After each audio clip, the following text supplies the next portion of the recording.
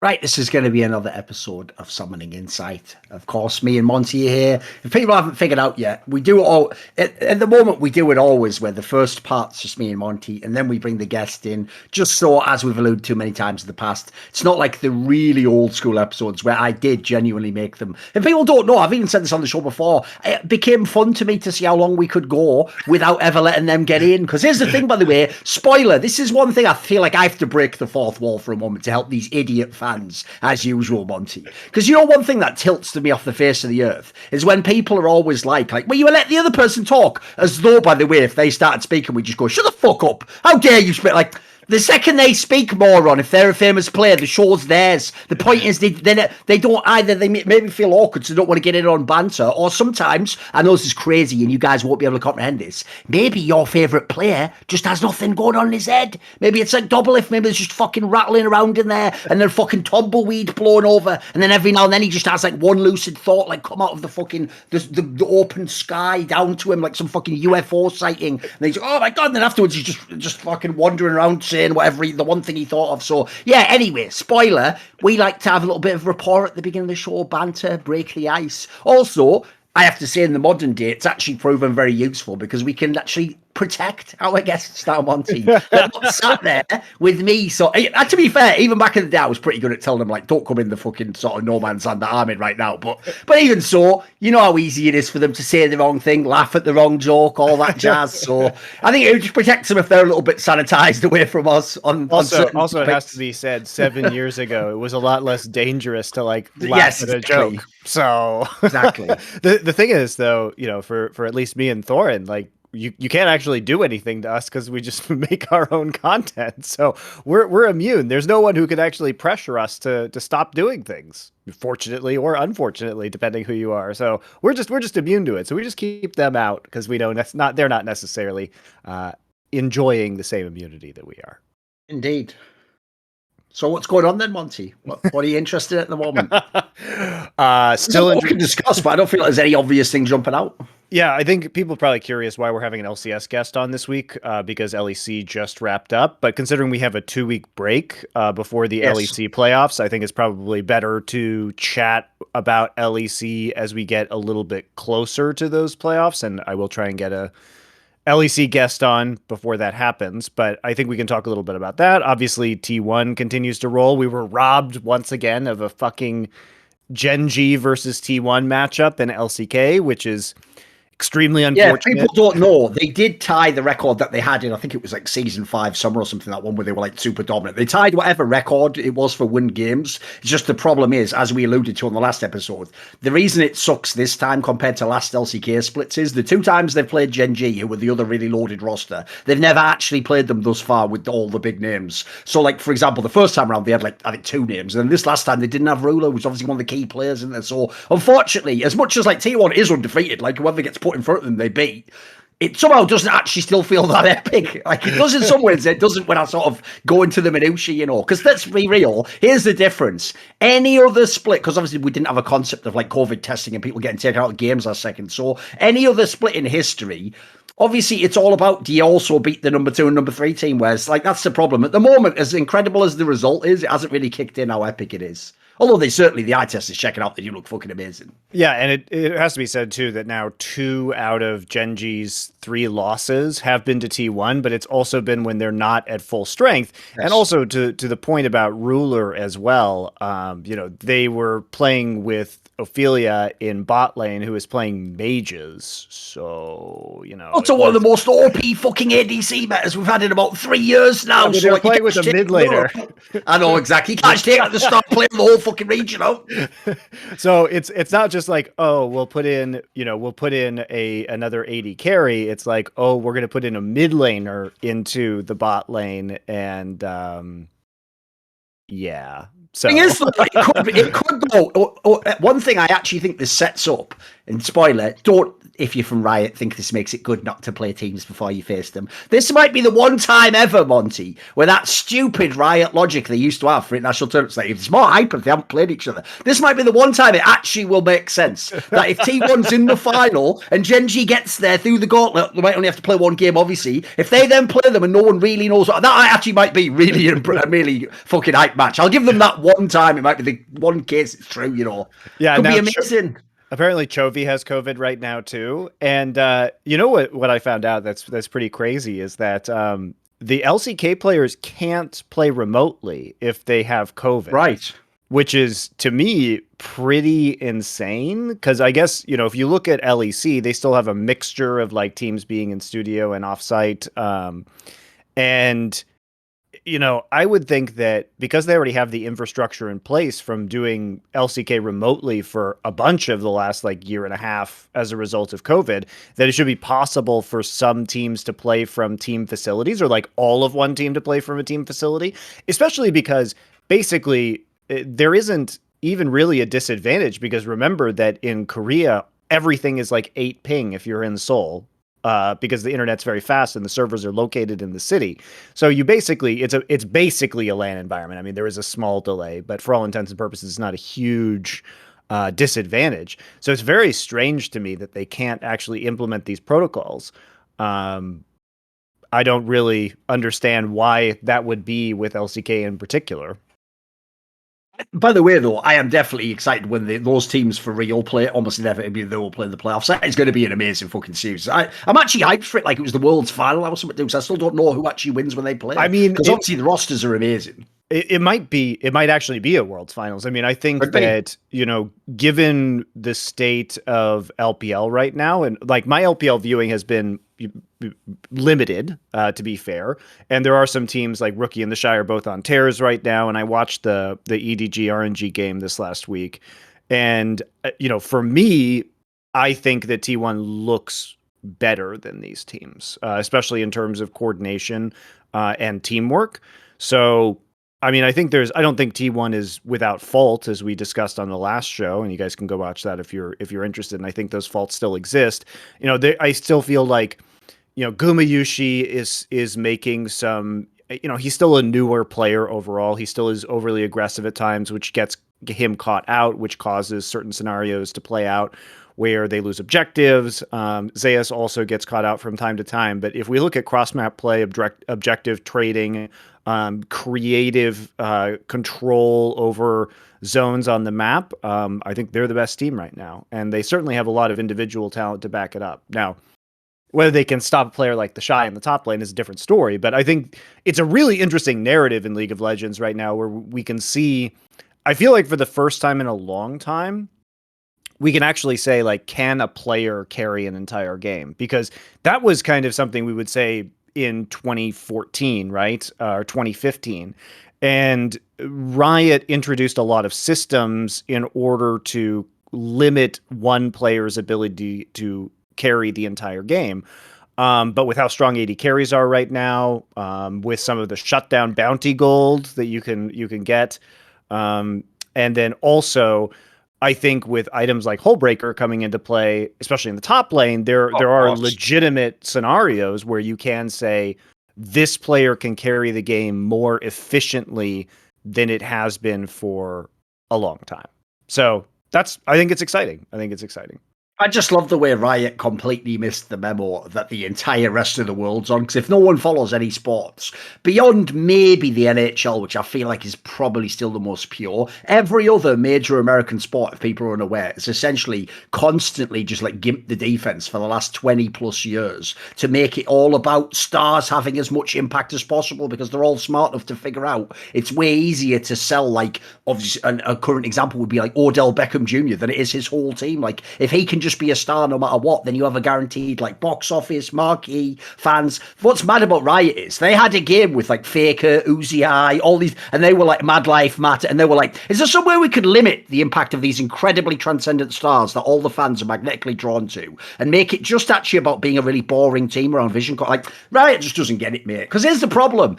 I'd get their approach. In fact, I'd be a big fan of it if the game itself was an incredibly like complicated game, Monty. If this was like Counter-Strike or Quake, and you were like, well, we don't want want to, take the game away from like the hardcore appeal too much. You want to make it like, because Counter-Strike, for example, is supposed to be a team-based game. The problem is League itself is a game where it's like you need the stars to make this game really exciting to watch. It hasn't got enough. Like I always said this, the problem League always had as a competitive game to me, Monty, was this: is if you did turn the nameplates off, I just wouldn't watch the game, mate. Like I have to know that they're really good players for me to sort of get hyped for the match. Like everyone knows this. Like there isn't the same sort of base level for me, tangible like thrill just watching a match. It's more like the context of all the things outside the game, like this guy from Korea and he's got this storyline and the meta means you shouldn't pick this shot. Like those are the things that make League cool to me. So I actually think at the moment, if anything, that G2 fucking Misfits game proves it, mate. One player absolutely can carry a game now, Monty. That fucking Matthew's pretty much done it all the time. If those who watch the LEC, he basically is almost one guy just doing it all the time. Like not quite, but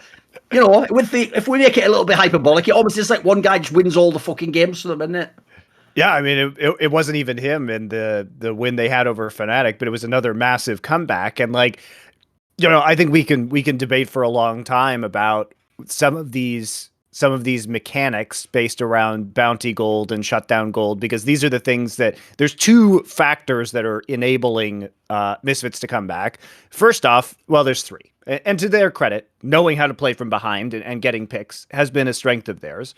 The other thing, though, has just been, like we saw in the Fnatic game, Fnatic's like 10k gold up.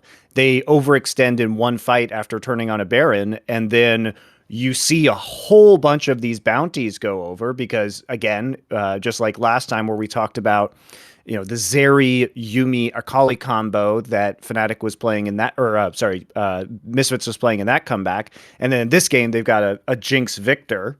So some more late game champions, and the Jinx just gets immensely fed off these bounties. And then before the bounties can fall off, they're able to turn the team fight win into turrets and get more bounty gold. And then they're like they're within like 2k. And you see these massive swings. And especially for champions that are going to be very powerful in the late game on like 2-3 items, you're dealing with some really big shifts in power that can occur.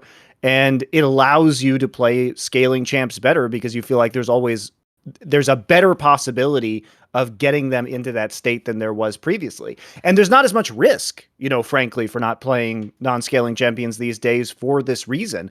And if a team with kind of more early game focused champions gets up in gold, it's not even the end of the world, because you have to consider the value of that gold, right? And a value of that gold on a scaling champion is just going to be worth more.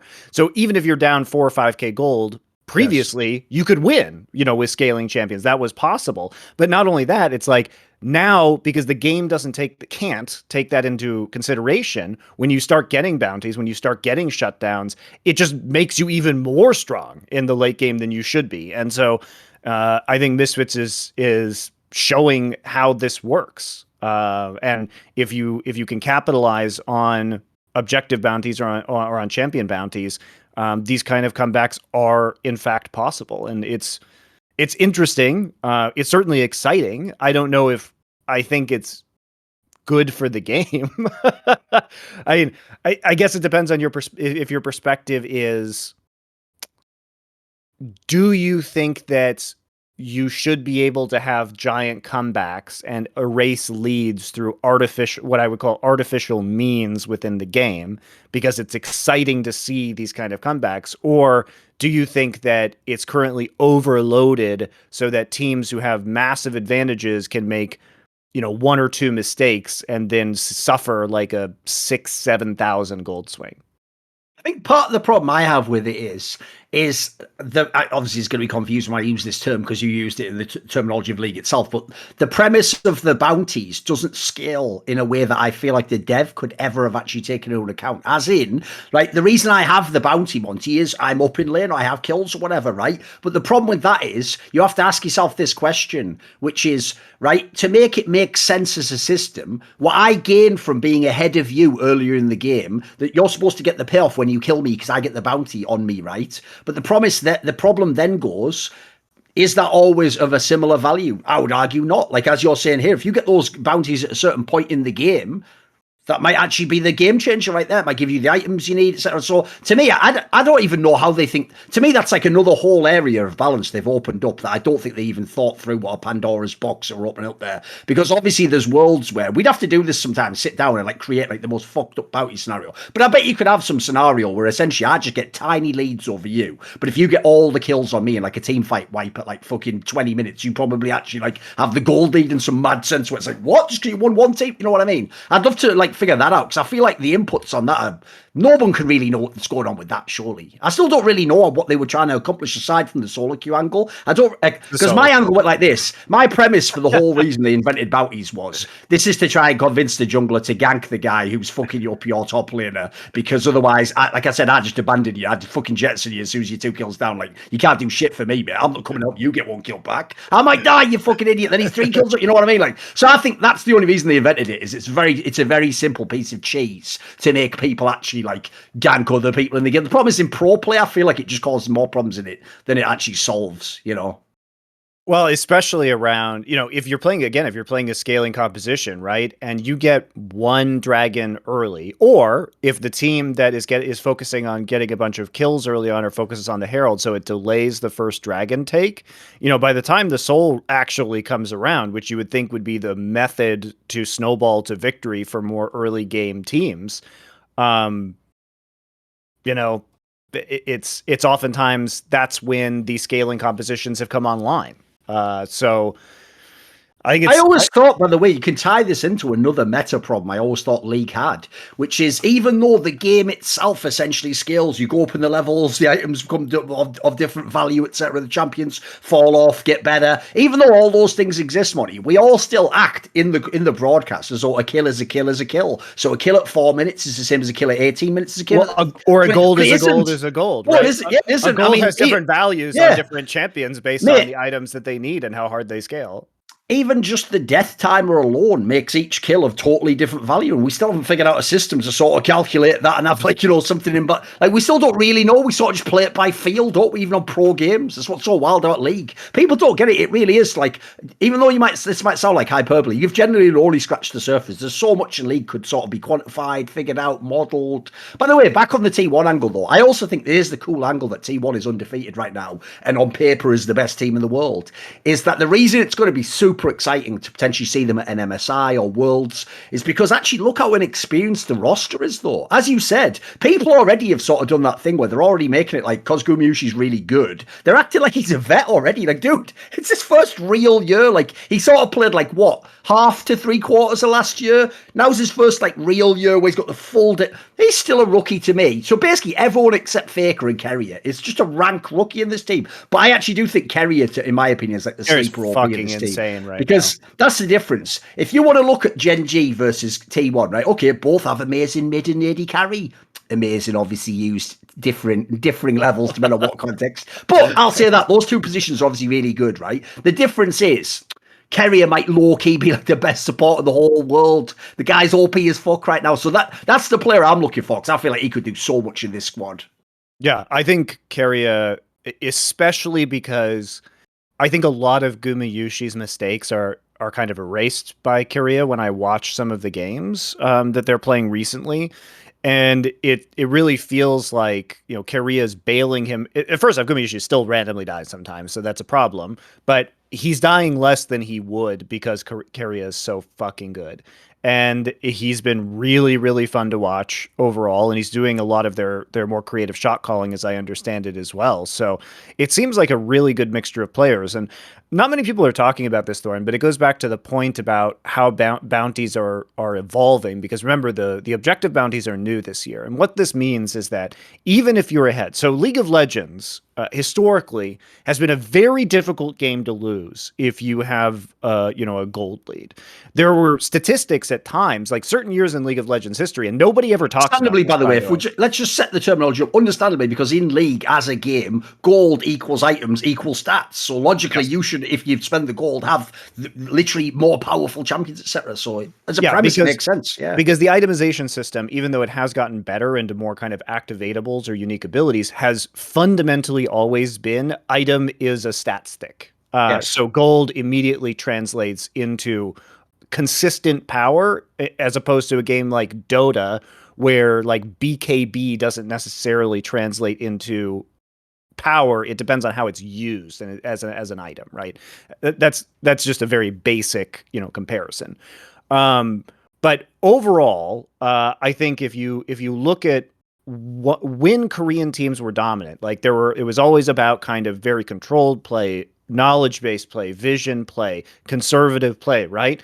And what happened was we saw the kind of changes in vision mean that teams were playing with incomplete information, and also the acceleration of time to kill empowered a lot of the Chinese teams that like to skill check and like to, kind of go with likely all-ins in scenarios and try and outplay people mechanically. Low time to kill made it so they could get in and out faster, so there was less of a time to react and punish. And this led to a lot of high skill Chinese teams dominating, and dominating for the last few years.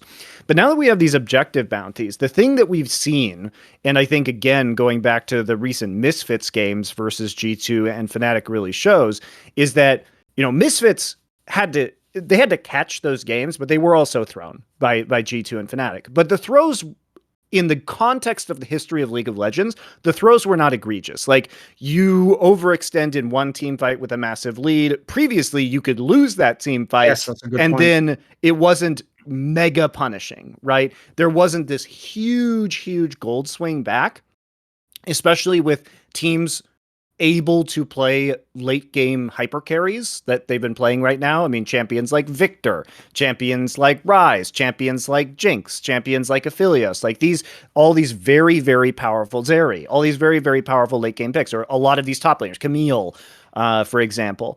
And so when you have this style of play, what becomes super important is not over pursuing and not making a mistake even when you have a lead. And I think that the conservative play that has been typical of Korean teams is going to be better in this meta, because they are more throw proof than other teams. Like, T1 as a team is more throw proof than a lot of the Chinese teams that I've seen so far. Now, whether when they're head-to-head, the individual outplay possibility of some of these Chinese teams is going to stack up is still the question. But I do think that because it is harder to maintain leads than it was previously, conservative play is the key to the current meta, and it is the key, like, making conservative team play calls and playing it out right. I mean, we saw it. We'll talk about, I'm sure Revenge doesn't really want to talk about it, but we'll talk about the IMT game versus Liquid, where it was another one of those scenarios where, I think that if they played a little bit more conservatively, they absolutely close out that game at the end. Let's talk about more abstract, because like you said, we'll get into that specific example with him. Yeah. But I actually had a point I want to ask about on this, which is, there's another thing. When I first came into League, I was shocked by that pros didn't even sort of have like a way of explaining, for example, late game in certain scenarios, like if you lose this team fight, they actually then can go on your base and end the game. People didn't even calculate that shit and be like, actually, this isn't a normal fight. Like, I'm not just going, well, like, I've got an angle, so I'm going in. It's like, because here's the premise I would have. As you say, this is actually where I could see the Koreans getting a little bit of an edge on the game in that sense, because when I look at let me think how to describe this. Put it this way, if I was to pause the game at that moment in that like G2 Misfits game where they were like on the fucking base of Misfits, if I paused that game and then went back in time in a time machine like 7 years or 6 years ago and said to any pro player, by the way, like actually the team that's on the base now, they just lose the game like 5 minutes after this, they'd be like, but how's that even possible? Because the game mechanics are totally different, right? So I actually think there's an area that, like, that's one thing we have to fix in that sense, is like we have to sort of have a sense also, right? I'll use an analogy from another game. If people know in Counter-Strike, or maybe in Valorant, I don't know how much people know in Valorant now, to be fair. If people know the commentator, DDK, who worked with, obviously, Faceit in CSGO, who did the last CSGO major, if people know him. He's a guy who was James Bardolph's partner. He was a colour commentator, and his guy came from Quake, right? And because he's a guy who very much is about, like, systems-based thinking, one of the points he always used to make in Counter-Strike, that I always thought was a very shrewd point, but misunderstood by so many fans, is exactly what applies to this situation, Monty. It's the new thinking that top teams are going to have with their macro, and it goes like like this, what you have to think to yourself is this. You have to, when you've got a moment in the game, you have to ask yourself a question, right? What could I do now that would lose me the game? Like, what action, if I took now, would just make the other guy win the game? Because if you can't calculate that, you actually can't defend against it, essentially. And I feel like in the modern era, this isn't like we're talking about. Like, this isn't season 8 where you just have a bunch more team fights, win a couple more team fights, you're back in the game. No, in this scenario, actually, there's certain circumstances where certain teams who have a lead shouldn't do some of these fights as frivolously, or shouldn't like give up certain items. Like, I feel like people have to be better at calculating that. Because as I say, like in some of these circumstances, if you could tell the team beforehand, like, remember, this is season 12, it's not season 6 or 8 or whatever. Like, if you lose this fight in a really egregious manner, like, you know, you just blow the whole game, right? You would approach it very differently. Yeah. But the problem is we're all acting like it's the same league we've been playing our whole, like, for 10 years, aren't we? We're all acting like a team fight's a team fight's a team fight. But actually, some of them aren't. They have more weight to them. Yeah, and also I think that you have to consider the way that the other ways these comebacks are occurring. Part of it is, so for example, in the G2 Misfits game, they had all 3 inhibitors down. And the thing is, if you have late game hyper carries that can melt super minion waves, the amount of gold you're flooding into those hyper carries is absolutely fucking insane. And there's really no way. It basically stalls out the team with the advantage's ability to farm minion waves, because the minion waves are basically just getting killed by super creeps, right? So, and also you have to position yourself kind of dangerously, because you're pushing up pretty deep into the map at that point in time. So it can create situations where you get picked off as well. But it's actually comparable, funnily enough, Monty, to the really, really old school comebacks. You know, in the season 2, season 3, nearly every one of those mega comebacks was based around, like, you know, I have like fucking Caitlyn and it's just in my base farming the whole like in fucking line. And the premise is now it's you that's got the timer. Like, I'm just getting all my items, mate. Like, you're just sort of feeding me my items at the end of the game. Yeah, and it's not, you know, of course, if the team that with the advantage gets Baron and is pushing like multiple super minion waves, you know, that are Baron powered, that becomes a problem for the team that's losing, obviously, because you can't clear out those waves quickly at all. But without the Baron buff, it becomes actually pretty easy, I would say, overall for many of these teams with late game carries to clear out those waves. And, you know, it was, you know, a huge difference. And then there's also the level advantages that you get from that. Again, if you go back, to these Misfits games, you'll notice that the level edge by the time the game ends for Misfits is weird. Like, you know, players will be up 2-3 levels, like 2-3 levels on their opponents. So, you know, I'm wondering what the fixes to some of these problems are going to be. Like, in my mind, you know, super minions in a way against scaling compositions were already a comeback mechanic, like weirdly. Like, you think that pressure exists, but if you have the right champions, it really doesn't. So it just feels like there's too many rubber band mechanics right now, because you have the rubber band mechanic of champion bounties, you have the rubber band mechanic of objective bounties, and you have the rubber band mechanic of you know, golden experience being funneled into a team defending against super minion waves. So either, I mean, you could eliminate a lot of the gold and XP coming off of super minion waves at this point in time, because you have other rubber band mechanics. Like, that was the original rubber band mechanics, and they just keep stacking on more and more and more on top of it. And to me, it's just too much. It's like, it's too much at this point in time. They never actually took away any of the advantages. And I feel like if you crack an inhibitor, right? Like, realistically, what you have to balance is, when are you just punishing the team that's leading? You know? Yeah. Yeah. And like, what is if you have other rubber band mechanics that are based off of gold lead, right? Because you'll see the you know, if a champion has a gold lead, even if they have 0 kills, right, they can have a bounty on them if they have a good lead of farm, right? And so the question becomes, like, if you already have a gold gap bounty system, then why also do you need this mechanic in super minions that's shoving golden and experience directly? Like, it's basically just feeding them at this point in time, because super minions are not hard to kill. So either you make them much harder to kill, you know, that's a possibility. Terrible idea. But also that would punish early game comps in weird ways, because it would be even harder for them to kill them. I think the best solution, frankly, is just to eliminate most of the golden XP off of the super minions. Because you're still going to get big gold Just and make them XP aware off to of the knock your waves base because it's down. auto Yeah. pushing, right? Yes. It's auto pushing anyway, and it's denying you inherently. But the problem is those waves deny the winning team the XP and gold of those waves while Yes. simultaneously giving additional XP and gold to the losing team, which is just insane on top of everything else. Yeah, I agree with you. To me, it's everything all added together. Like, it's also one of the weird things about League is like I say, right? I get that, like, the premise in this scenario goes, we don't want the game to be too complicated or to feel impossible to come back from. Okay, not a terrible premise. I understand for casual fans why you'd want that. Even for pro play, you probably want a little bit of that. You want the door open, so like in the NBA, you can still sort of do a comeback in the last 10 minutes if you're really good. The problem, like I say, becomes whenever you flip the other way, now you're just punishing teams for having a lead. Like, at what point in time does it be where, like, essentially the joke is like, we're only a tiny bit behind, just wait it out, we can get to this point and win? Like, you don't want it to be too much to where it's almost like not uncomfortable to be behind. You should still be, in theory, unless you're playing a scaling comp, you should still want to be ahead. It should still always favor you. It should never be like where you just I feel like it's on too much of a knife edge at the moment, basically.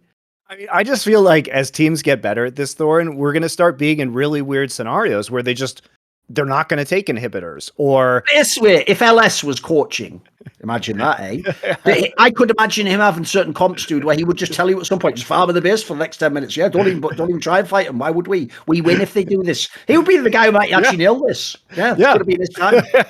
No, it's not ridiculous. And like, certainly, like, there were always arguments against taking inhibitors, very early on in the game or in the mid game because of this problem. Like, you can't close the game at 22 minutes most of the time. So like, don't take an inhib because it's only going to increase the chance of a team coming back. But now I think they're even, increasingly, I think there are certain kind of late game scenarios where taking an inhibitor can be a really bad idea overall. Or here's something even more wild. When do we start seeing teams intentionally not taking like tier 2 turrets because it could trigger an objective bounty for the other team? Like, we've never seen it before. People don't know. Back in the day, there were certain teams famous for this. Like, obviously, the most famous one ever was World Elite, if you remember back in the day, where they just wanted the laning phase to last 10 minutes longer, so they just didn't take the towers if they didn't have to. I'd also say, by the way, here's the problem, Monty. This is where Riot are their own worst enemy, because if Riot want to make a truly, like, epic game, I'm with you, we can have these discussions. The problem I have is, every other time, they always stress the idea it should be like solo queue. So to me, it's actually Riot, essentially, if they want the game to be simplistic, have actually failed if they make it so there's times when taking an inhib's the wrong thing. Because to a pleb in solo queue, taking an inhib is a logical progression of, I've won the lane, I've pushed them out of the lane, and now I can take it. It's supposed to be like the next goal up the totem pole, isn't it? But the problem is, in this case, actually, if you're a fan, you would think, what's the pro player doing? Why is he intentionally not take the tower? Why doesn't he want all the plates? Like, it actually won't translate to a casual as well. Yeah. And I think like there's going to be increasingly, good strategies potentially for teams that really don't want to take inhibs unless there's a Baron that they can get either soon after taking that inhib so they can repush that with the super minion wave, or if you, for example, just got Baron and kind of can wait for the super minions to get there. Because otherwise, just taking a random inhib can be a very bad idea, I think. I think also logically, you should probably identify which comps you don't want to take it against, right? Like, like I say, if they're just sat there with, I don't know what the current version would be, but what would the worst comp be to take it against, do you think, now?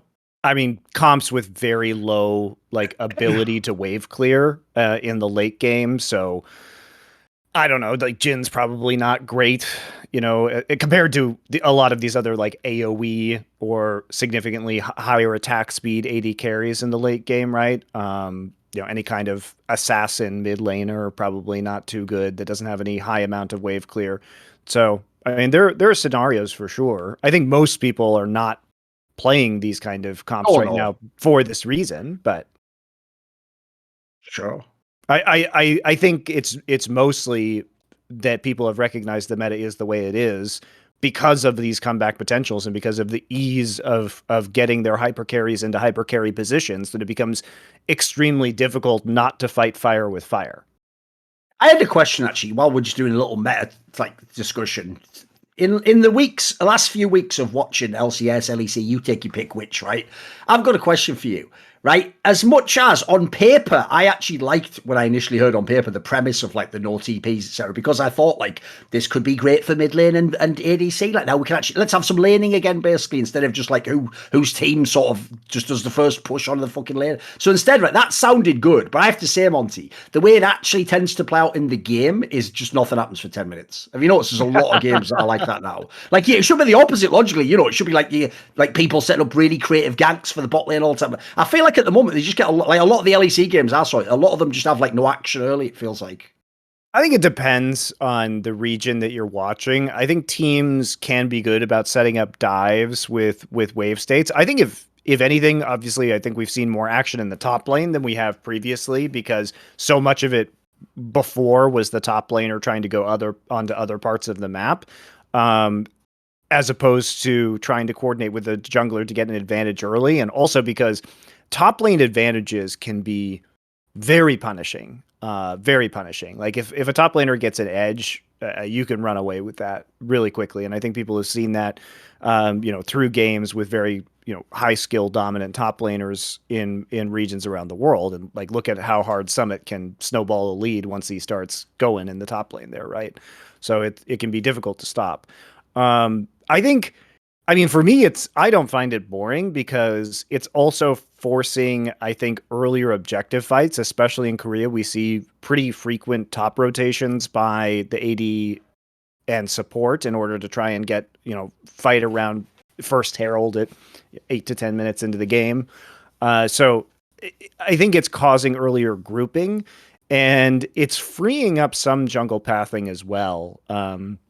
And junglers to be a little bit more creative about how they go onto the map and which lanes they want to try and get ahead early, or if they want to fight in the enemy jungle early in combination with their laners. So I guess I haven't felt it's been too boring personally. What do you actually think, by the way, since obviously it's going to just be a permanent mechanic of the game now, apparently, they're not going to take it out. What do you think about like the fact that Herald is essentially just always going to be here in the game now? Because again, Riot, when they invent these things, if fans don't know, they're inventing them as mechanisms to progress the game state. The idea of the Herald obviously is then you ensure that a tower gets taken, then you have part of the map wide up. Whereas it obviously back in the day, you had to just actually get the person out of lane and take that tower down, or you had to bring a teammate and push it. So what do you think of these aspects? Because again, I like the idea these are all pieces on the chessboard. I just don't always think Riot, let's figure out how they're going to use them or what it's supposed to do in the current meta, So I really like Herald because at least I feel that it offers, strategic diversity to the game, as well as an ability to translate a cross map loss in the early game on the bottom side of the map into a win in the top side.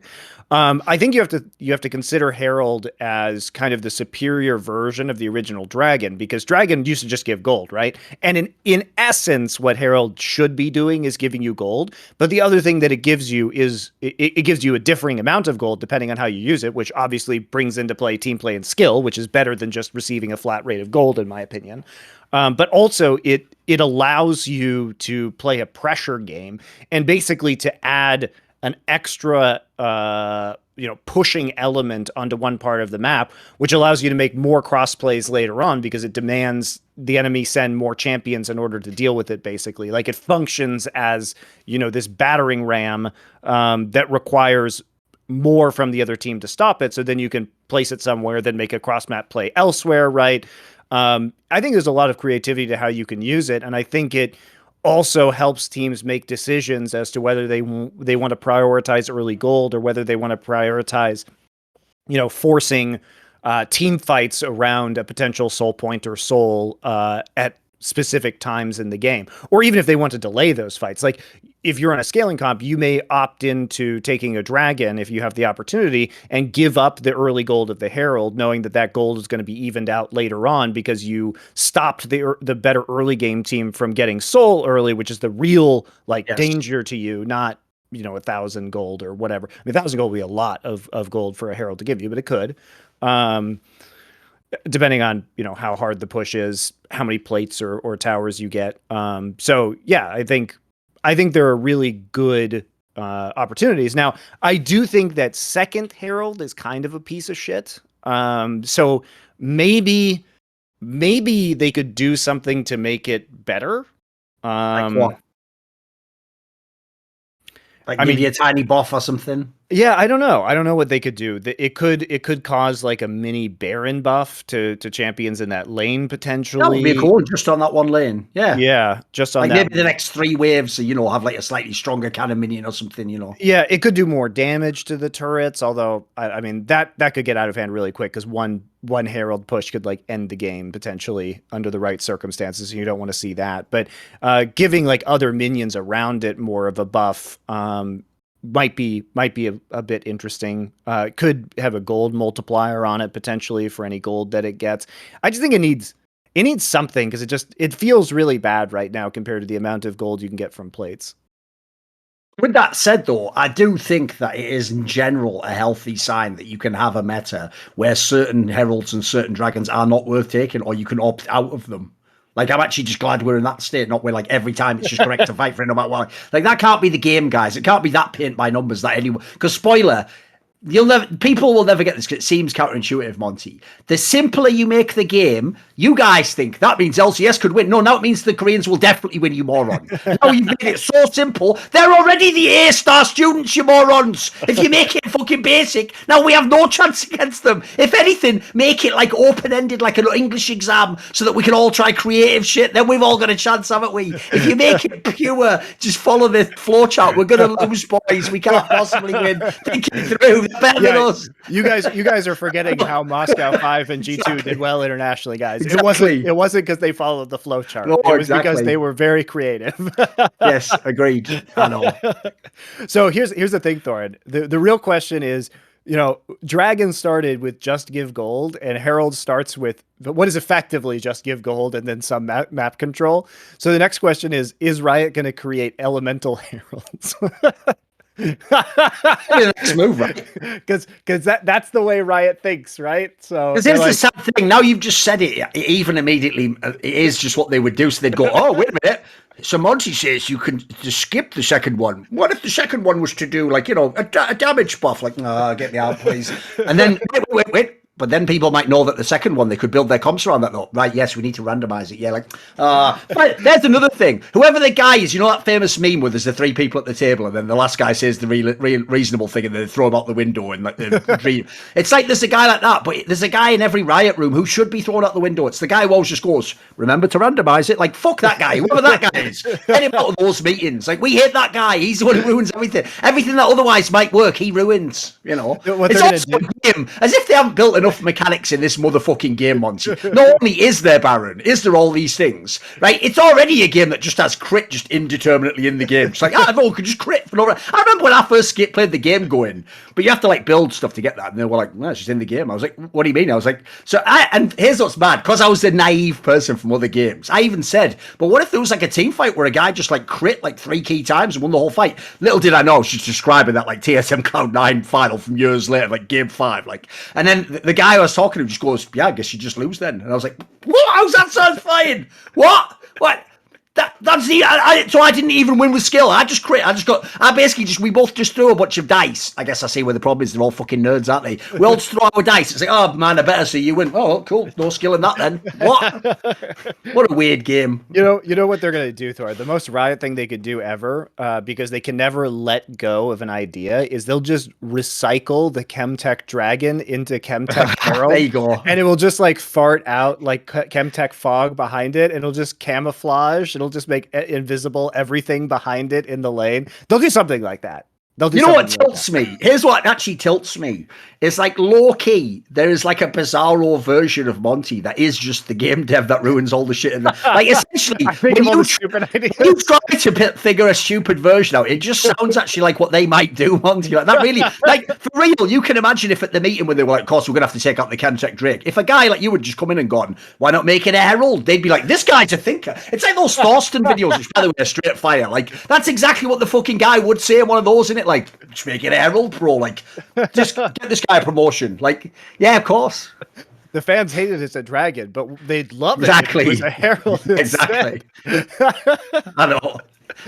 Imagine like Air Herald, it just like speeds everybody up in that lane, like running down that lane. I mean, it might be interesting. I don't know. But these are stupid ideas that I feel like Riot definitely would love.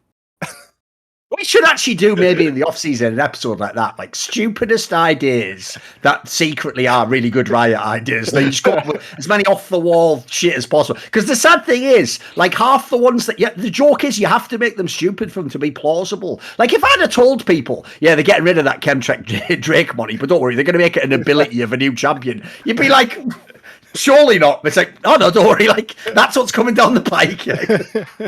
It's so mental in it. I know.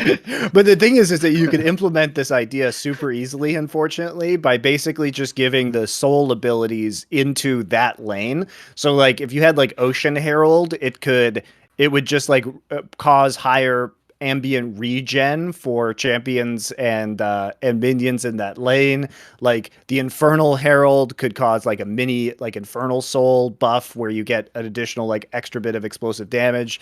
The the Mountain Herald give you a little bit of shield if you're standing behind it. I mean, it would be pretty easy to implement, I think, for them.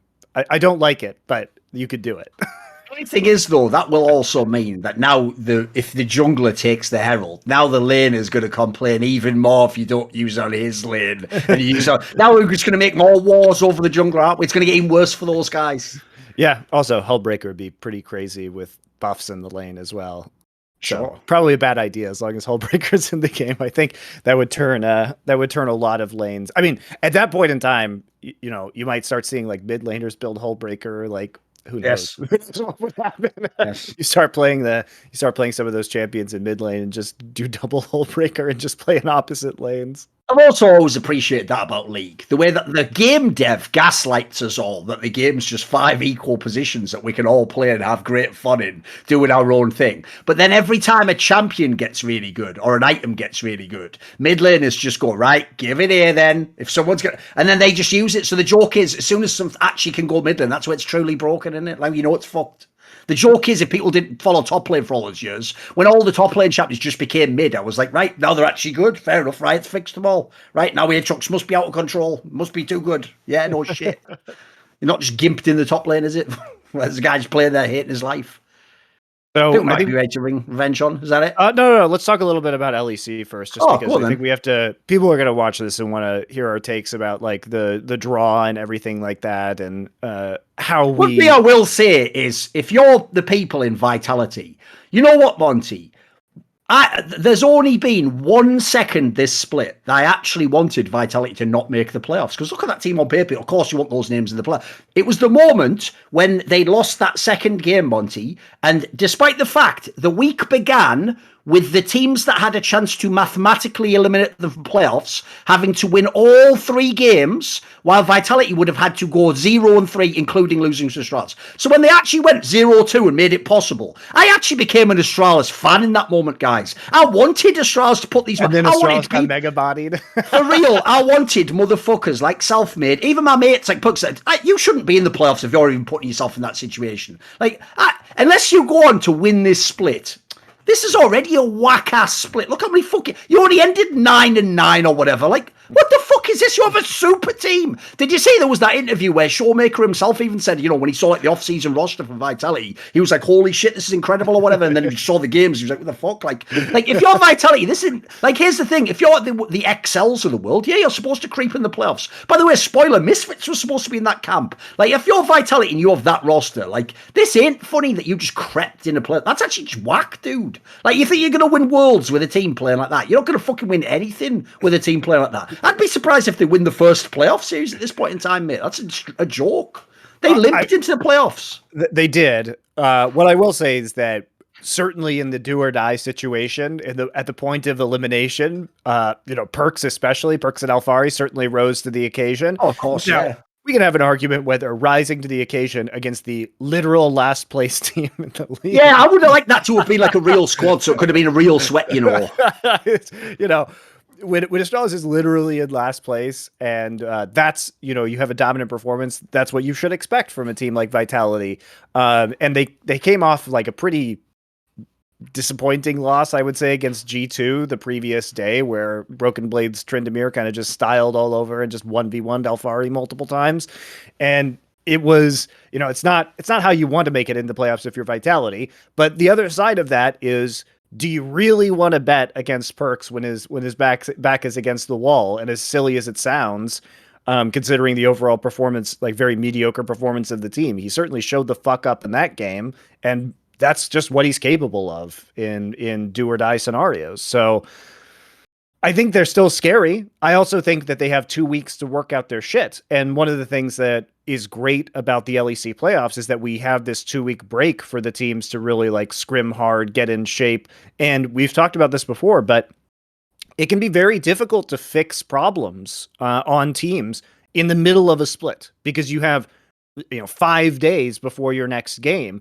And if there's a deeply embedded problem within your comms or kind of within your champion pools, it can be really, really difficult to dig yourself out of that in a 5-day period. But once you have a couple weeks, it becomes a lot easier to reset and identify and solve deep-seated core issues within a team. So that's certainly something. Vitality could fix some of these problems and then come out in a much better state once we see the playoffs start. Basically, I'll give people it's like an abstract concept that's related to what you were talking about, which goes like this. If you imagine the average week for an LEC team like you're describing, let's say, remember, they always play on Fridays in LEC. They take Sundays off.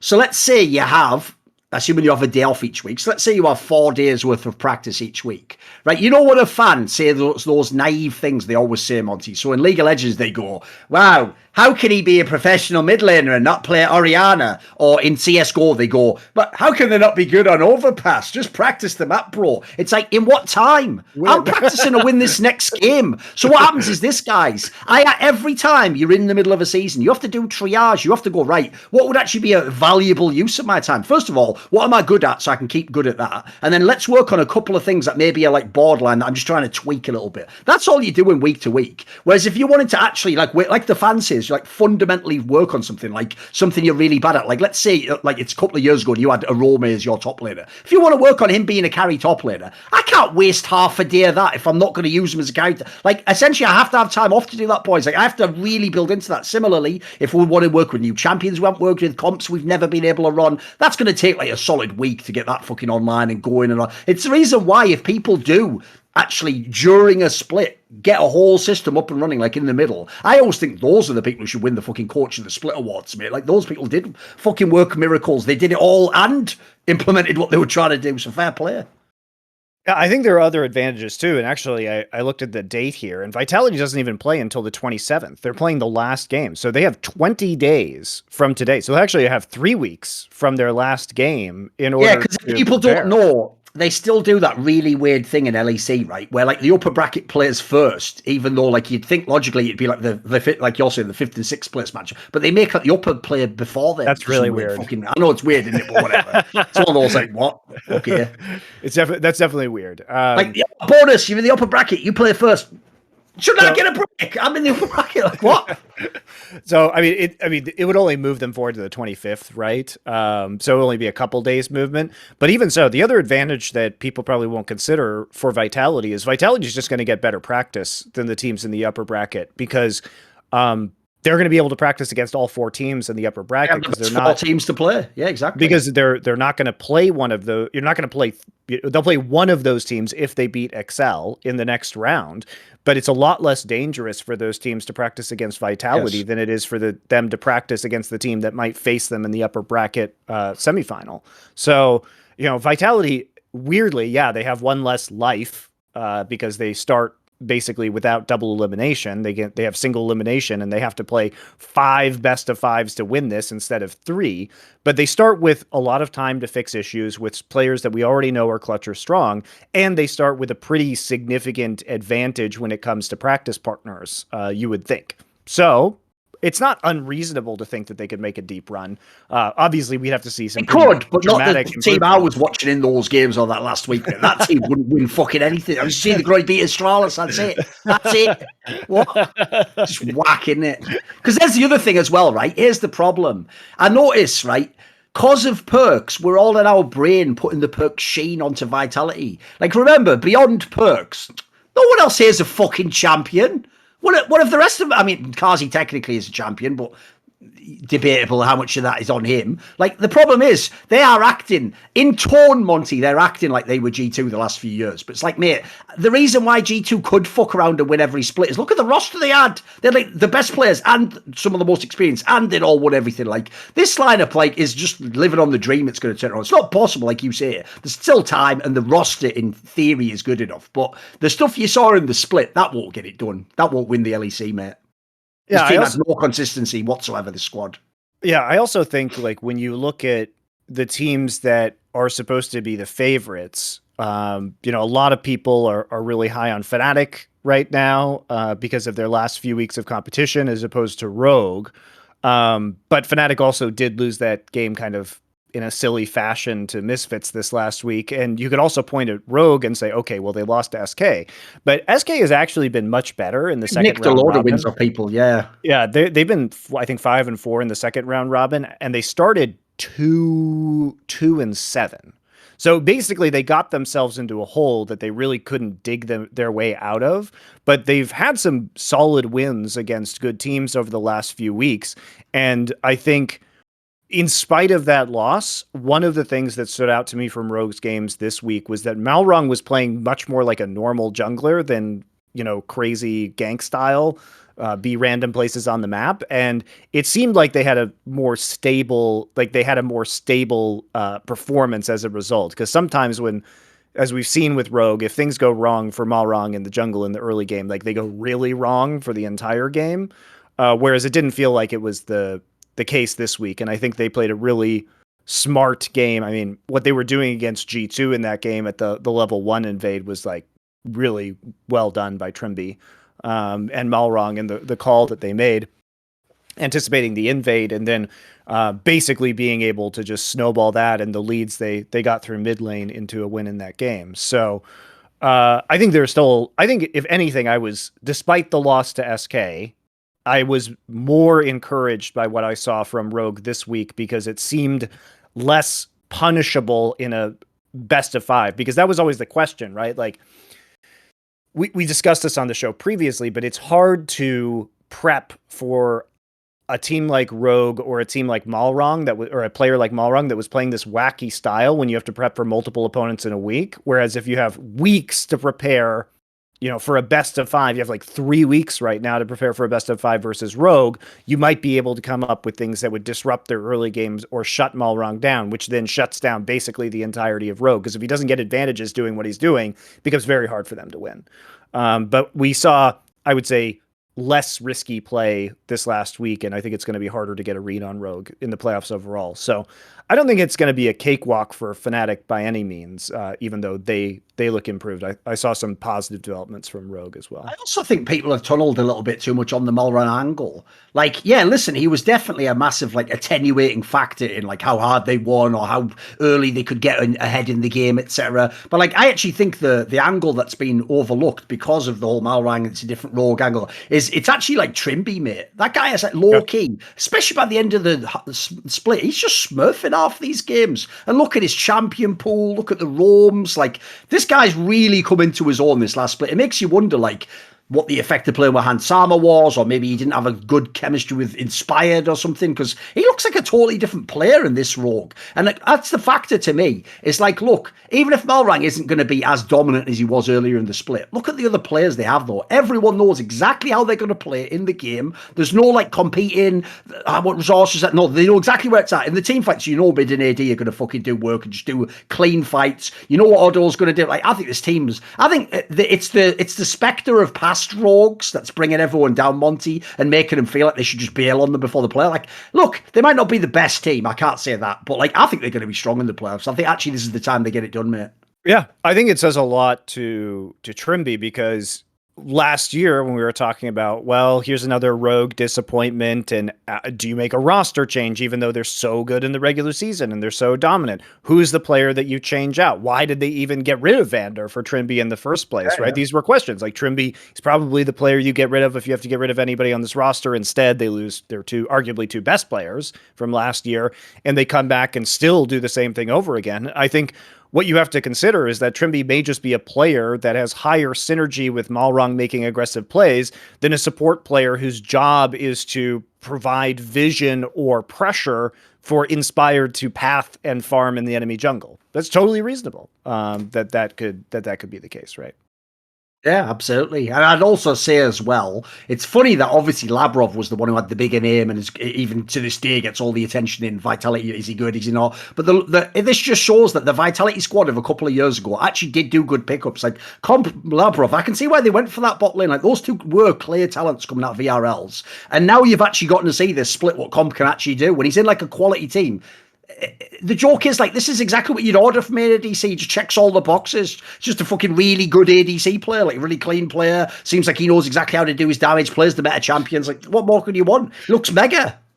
I mean, I'm a bit wary about Rogue because I feel like the Rogue is like the ultimate razor cake from the last few years in League of Legends. Of course. Because every time I see Rogue, it's like the first iteration of Rogue. Oh man, that looked like a delicious cake. Was full of playoff razors, and then they trick me. They like, oh, we're gonna change our entire style. So at first it was like, you know, a lovely like, I don't know, cheesecake, and it was full of razors. And now it's like this chocolatey Black Forest cake. I'm like, this is an entirely different cake. Surely it can't have razors in it as well, right? And now it's just a new kind of cake. And I'm sitting here asking myself if it has razors in it or not. But it's tempting me again. I have to say, it's very tempting. Don't know something that'll mildly tilt you, Monty. For something like 15 or 20 years, I never ever used to eat cheesecake. Can you guess why? You hate cheese? I don't like cheese, and I thought it tasted like cheese, so I never ate it. But it doesn't taste like cheese at all. It's cream cheese. I didn't know that. That's the point, mate. No one told me it's cream cheese, and they just said cheesecake. I was like, that sounds disgusting. No thanks. And then someone years later, like actually 20 plus years later, was like, you know, they just like they put a flavour into it though. You won't be able to taste cheese. I was like, oh, fair play. See why you eat glad that you shit enjoy now. cheesecake now. Whatever. Just let you know. I enjoy Rogue now and I enjoy cheesecake now. The thing is, I will say, if somehow there are raisins in this cake, I promise, guys, this time is the last time. I have a real problem with that in general, mate. I have a problem with that in general, you know. Thor, you get baited by their regular season win percentage every time. The problem is just like, if a pattern makes sense, it should work. So I always tell Richard, like the esports industry stuff where I'm just constantly like, but Richard, they don't even have rules that they apply. I'm just like Charlie Brown just kicking the football every time, mate. Like, but surely this time Frosco can't move it. Oh, bloody hell, she moved that in. Yeah, it's just me getting wrecked every time in it, just believing it. But they have to hold to the rules, Richard. Surely the rules, there are no rules. We all know that. Should we bring Revenge on then? I think we're ready. Yeah, let's do it. Yeah, right. So we'll do a little break for a second here, and then we'll be back with Revenge, the top laner of Immortals. Right, we're back here with Revenge, the top lane of Immortals. Somehow the only guy, I mean, you must have some fucking, you must know where all the bodies are buried, mate. How are you still in Immortals? They've only got every foreigner in the fucking world in the team now. Like, they bring everyone to America, come in the team. You've just stuck around for years. So why do you remain, by the way? Is there a reason why? Like, did the org ever actually sort of like, you know, tell you, like, we're going to build around you or something? Was there ever any special connection you had with them? Not really. It was kind of interesting how the offseason played out. I don't think a lot of people actually know the full, I guess, steps of how it played out. And I can't share all of it, but I'll say like a big part of why I got on the team initially was Gihoto for scouting me and kind of like growing me as a player. And I think he showed the org my value in a way as well. And I mean, I obviously showed it as well through my first year. I was improving a lot. I was developing into like a leader of the team. Even so, it was like my first year of LCS. And I think that when you have certain qualities as a player, I would say like, I think those things, when highlighted to like a team or like management stuff, they like that. And, you know, it gives you more of a, I guess, chance to be built around. Right. And obviously Giotto's on Team Liquid now. Right. So some things happened in the off season, but I think the org still kind of like took his word and, you know, chose to build around me in a way and like kind of gave me a lot of, or went to me in a lot of decisions in the off season and kind of, yeah. I mean, I spoke about it in an interview, I think with Travis, with Jordan, our CEO. and we kind of like Just talked repeat about what it. you said, because not some people don't watch those interviews. So Yeah, what was the gist of what you said? Yeah, Nothing sure. to you, of course. You seem very interested. No, sure. I mean, basically in the offseason, our old director of esports, his name is Mike, he quit during like negotiation time, which was pretty rough. It was like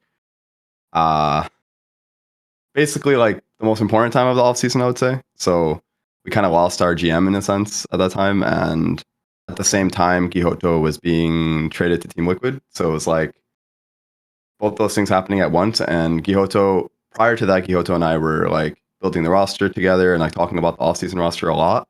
So then now our GM and our coach are gone. And Wait a minute. So there was like the three, you were like the little team. And then it's like, you were like, what? Kyoto's like, anyway, this is all great. So, but sorry, I'm just going to take this. Oh, it's Team Liquid. I'm off. Then you send an email to the GM, like, right, can we have a meeting? It's like, so out of the office for the next 3 months, actually. What's going on in Immortals now, dude? Like, yeah. So also, that's like a pretty lame time for a GM to quit, by the way. Because by the way, just so you guys know how League of Legends GMing works, behind, for those of you who are familiar behind the scenes, what happens is that the GM's on season is like end of summer split until start of spring split, and during the splits, not to say that GMs don't do anything, but they don't do. That's their like chill period. So to stay through the chill period and then just bail. Yeah, I mean, I'm not gonna roster construction is rough. Out of respect for him, I won't go into like too much reasons why he quit and stuff. I know he's a nice guy. Yeah, he's a good guy. There were reasons, but it definitely sucked. Like beyond, it definitely really sucked. I don't think we were like prepared for that. And then I was just kind of like, the next day, I just had a meeting with our CEO. Jordan, who's a new CEO to League of Legends. He's not like experienced, like he's not experienced in the scene at all. Like he doesn't know how League of Legends off seasons really worked, which is normal, right? And the reason why he doesn't know, so people understand where he came from, was that he was doing sales at Gen G before this, and he is not Korean, so he was not involved in the League of Legends side at all, and is primarily coming from a sales background and not a roster management background. Right. Yeah. And that was basically the situation we were in the off season. And I was like, okay, well, we need to talk about our roster now, right? Like we need to do something, right? Because we were already like, at that point we had already decided with Gihoto that we were changing mid and AD, and it was like already set in stone. So now we have to find a new mid and AD and kind of work through that. And it was like a really long process because like the way off season works, when you actually have to like all the way back on the past LCS seasons till you got to the one where it's like, oh, Optic Gaming right there, that outside those two guys. No, it took ages, like 4 clicks. I guess.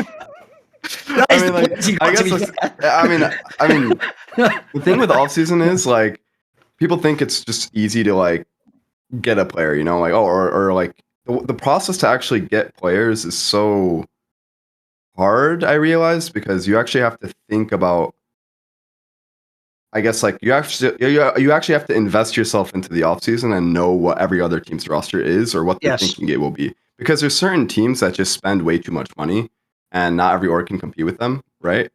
And they pretty much decide the pace of the offseason, if that makes sense, because of that, right? Like, so you have to actually, you're kind of, if you're, unless you're willing to match how much they're spending, you're kind of waiting for them to push things along. But at the same time, you're also then meddling in their off-season plans because you're like, well, what do they want? Like, because some orgs, I won't put any on blast, but some orgs decide to do something where they just offer a lot of players of the same role the starting spot, you know, and those players then go to other orgs and they're like, hey, I have the starting spot for this organization and they're giving me this much money. And now it just becomes like a inflation, so to speak, of the market, right? And then at the same, but then those players end up being teamless, you know, because they went the whole offseason thinking that they have this guaranteed spot on an org and they don't.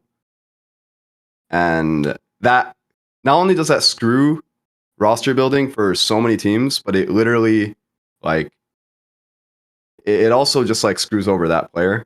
And yeah, some orgs do that, and I learned that. And the offseason is honestly just really messy. It's really stressful as well if you're looking at it from a GM perspective or even just like a coach perspective too, right? Because what people don't understand is it's not like GMs for the most part aren't actually like these big brain masterminds like deciding everything themselves. Like no, Bjergsen, relax, I got this, you know. Like no, like the top players of the team and the coach who will be the coach of that team are generally the ones just working alongside the GM and like making these decisions for the rosters. That's just how it's always been from what I heard, and it's kind of how it works, right? So like it's really stressful for the player who's doing it and you know the coach, right? It's very, very stressful because you actually have to like talk to a lot of people in the off season, you know, move things along, like try to understand where people's heads are at, and like, you know, yeah, it was interesting. It was a new perspective for sure for me this off season. No, the thing I would say is like, usually on these shows, like we've had similar descriptions, but they're nearly always from people that you talk about, like the big orgs at the Team Liquids, the Cloud9s. So as much as they'll complain Revenge and be like, oh, it's really hard, you've got to keep track of what's going on. It's like, yeah, it's hard because of you. You're the ones who do that. Like they'll be like, you know, I keep like 3 rosters and I have to know which one. It's like, yeah, but you're going to get one of those rosters and your choices will determine essentially whether Revenge here goes from having like a good player at this position to like one half as good the next day because that one's not available. So yeah, the real difference is it's the guys who are at the bottom on some of the teams in the mid-table where the other squads can just play God completely with your off-season. As you say, they might not even end up signing the player, but then suddenly the player thinks he has to ask for more money for the spot, or he thinks he's got a spot. And then the other thing I've always thought was a problem, because I know this is a massive problem at the top level, but it must be a nightmare trying to do it for a mid-table team, is you're always in a catch-22 in the off-season, because here's the premise, right? I'll give you an example. So people might know people like Jensen, for example, were available, right? Obviously, any org who's at the level of Immortals, in theory, would want a Jensen, right? The problem is, if you go to Jensen and go, just join my team since Team Liquid doesn't have a spot for you, he's going to go, who do you have? And you go, but I haven't got anyone yet. But the premise goes, if you had, I'll pick a random player here. I'll pick one at random. Let's say the player he wanted to play with for some reason was like Biofrost or something. I purposely picked like a random one, right? The premise goes like this. If you have Biofrost and it turns out Jensen does want to play with Biofrost, congrats, he now might join your org. The problem is though, if you have to already sign Biofrost to ensure Jensen joins, you fucking shit out of luck if Jensen then doesn't join. And then Bjergsen goes, things I don't really want to play with Biofrost. And you're like, what's the answer? The problem is there isn't an answer. That is what off-seasons are like. It's a nightmare. And then you've got the import thing as well over the top of that. Or, you know. Yeah. The other thing happens is when two players or one player has 2 offers from top teams, and then where that player goes causes like a million other dominoes to fall. Because that player might be replacing a different player in that position on a good team that then might fall to a different like mid-table team, but that player falling might also cause other players to come to that mid-table team, which may actually make them a pretty good team. And so it ends up just being insane.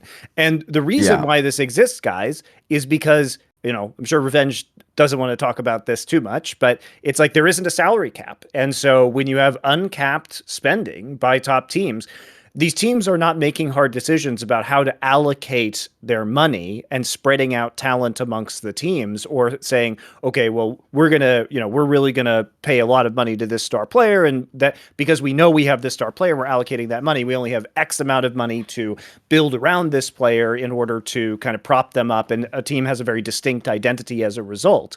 And the reason why there isn't a salary cap and why there can't be a salary cap is because the Players Association is not officially in a players union, which means that it cannot, any salary cap would be dictated by the teams.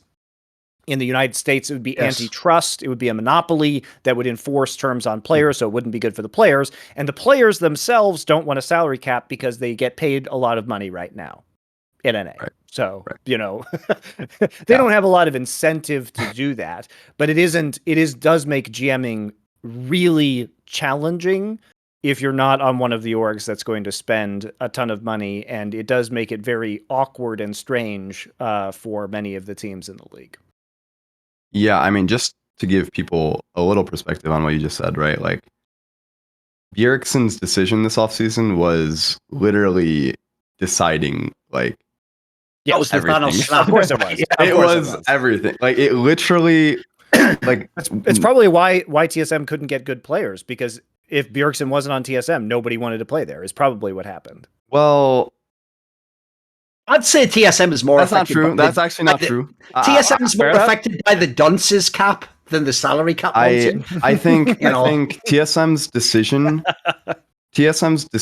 to have the roster they had this year was purely like they really wanted this, from what I understand. And I mean, like Well, let them they have genuinely So believe, they from also- my I also- understanding, they I also genuinely know they believe didn't want this to was spend a ton of money. So yes, Okay. yes, but at the same time, it was, you know, like this roster to them was like still going to be like a potential like world's contending really thought roster it was in their like a head. Like they sleeper OP. really thought it could by summer split that it will be like a, you know, a world's competing roster. Like I'm just saying, you know, I will just say that I don't want to, you know, speak too much for them or anything, but like from my understanding, you know, Was it a team that actually in like the first scrims and stuff was supposed to be like super duper mega and everyone thought it was going to be really sick and stuff? Was it actually a team that had like reasons to be hyped? this team, this TSM What, roster? TSM, yeah. I mean, okay, I've never been, like, my personal opinion is I've never been a believer that you can just match too many like raw imports, like people who like you know, like Shenyi and Kwaiduo, like they are very raw imports from China. Their English level is very low. Their culture assimilation to America is just like it's hard, you know, like these kind of Sure. things are really, really, really hard. And I think to make something like this work on the team, you need a very, very, I guess, I want to say like a strong leader, someone who's really good at working at a team culture, like making a good team culture, because I think this roster in a way is just very immature, you know, like personality wise. And there's nothing wrong with that, you know, it's just like their players are not, I don't see anyone on that team actually leading the team culture, and it would have to be on the coaches to do that. And I think it's not an easy thing, you know, like I really genuinely believe that it's just not an easy thing for coaches to shape a team culture that's so fragmented with players, right? Like I think having like one import on a team from like say China, for example, like take like the, you know, like Sword Art being on TSM last year is going to be a lot easier for people like, you know, like Power of Evil and mid lane and Bjergsen as a coach, these people who have like strong leadership personalities to kind of like help assimilate someone like that into the team who has such a big culture difference, you know? Whereas this roster, I think, doesn't have that.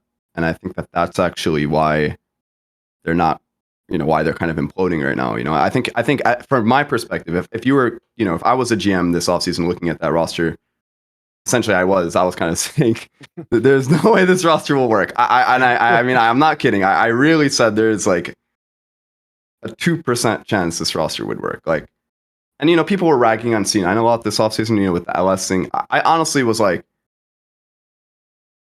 for sure that would work over TSM still. Like, that's just how certain I was that, like, you know, it's going to be so hard to import two Chinese players into this kind of roster without like a, you know, I don't know.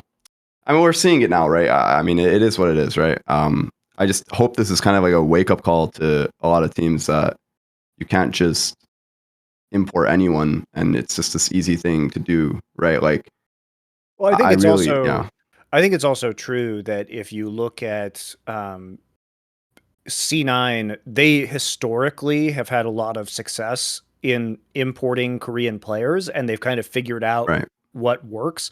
So there's several differences. Like, first off, everyone in Korea learns English at some point in their lives in school. So that makes it, you know, at least they have a fundamental understanding. Even if they don't have a lot of practice, there's some groundwork there. Number two, Always the case in China, of course. It just goes without saying, right? You didn't say that part, yeah, of course. Yeah. I would imagine it depends on, you know, where obviously, you know, if these kids were going to extremely good schools in China, I'm sure they learned English as well. But you know, if they're coming from probably a less wealthy background, I don't think it's necessarily guaranteed.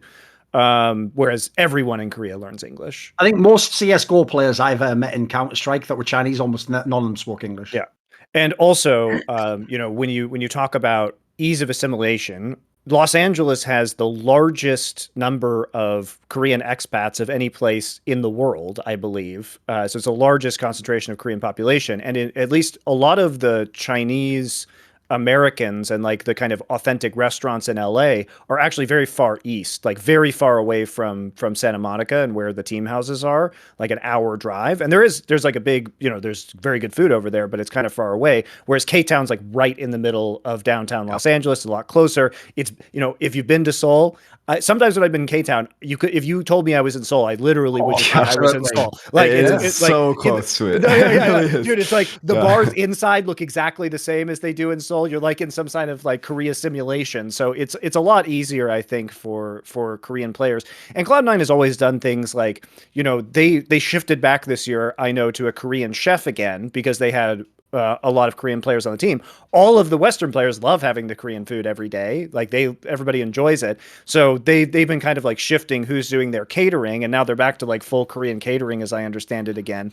So the food issue has been solved a bit. They've had many Korean players, coaches come over and helped integrate them into the team. So there's kind of an institutional knowledge that Cloud9 has about integrating Koreans, whereas TSM, sure, they had Sword Art, but that was just for a year, and it's not like years and years and years of this like Cloud9 has had at this point in time.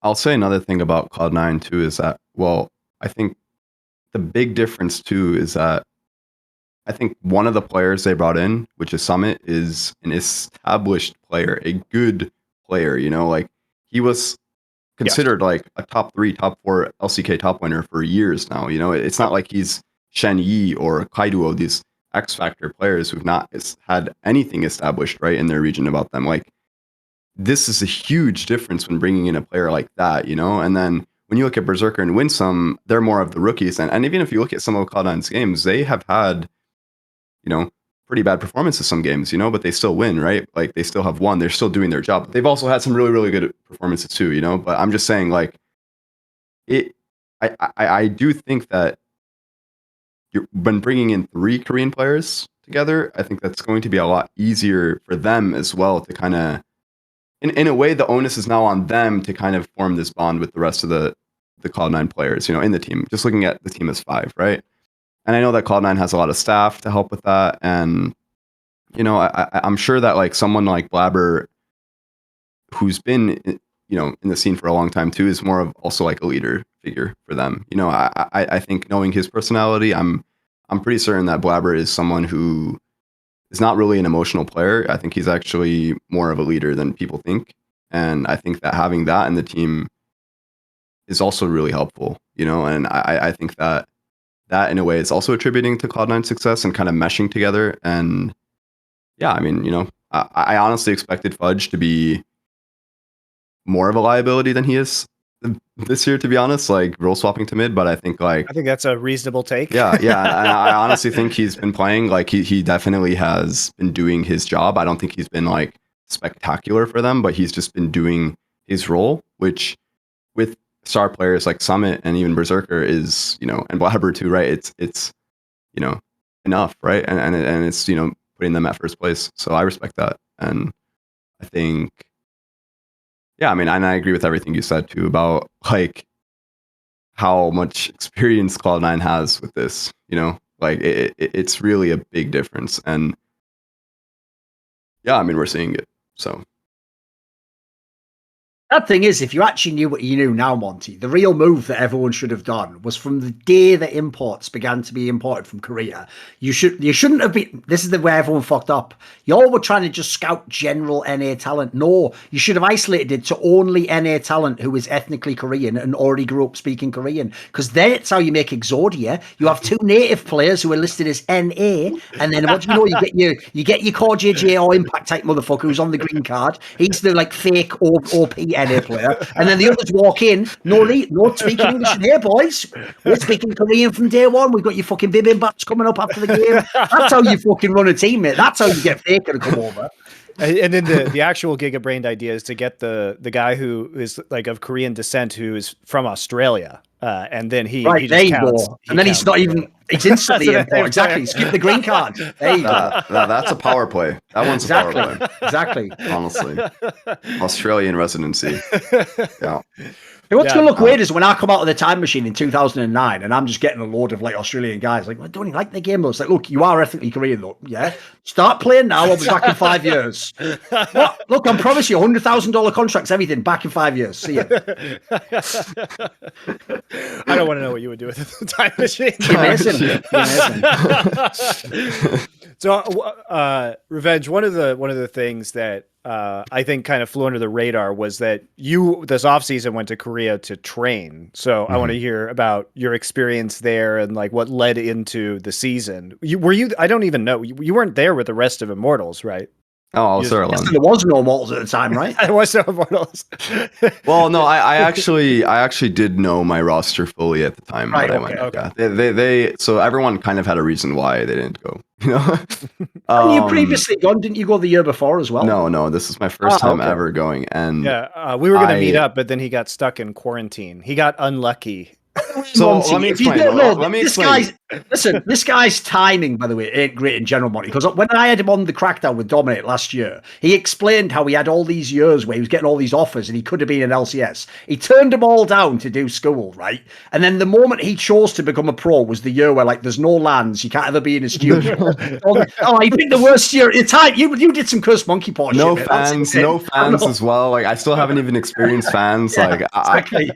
We were just talking about that the other week, but anyway, you play for Immortals, so that wouldn't. Okay, all right, okay, right. You got me there. You did set up for that one. Now I feel like I'm talking to Gihoto. Right. That's literally that's like Gihoto type roast right there. Okay. Thank you. I give you props for that one. Come on the show. All right, but anyway, so it was in God, what month was it? I decided I wanted to go to Korea in like August, you know, like I was deciding then and there. Like the second we lost to TSM in playoffs, I was like, I'm gonna make a plan to go to Korea. God, what date did I actually end up going? Just to get my timeline right. I just wanted to see really quick. I left in early December. Because you were coming in as I was leaving, and because you got trapped in the quarantine, the government quarantine, we couldn't. Yeah, so I ended up going on November 26th.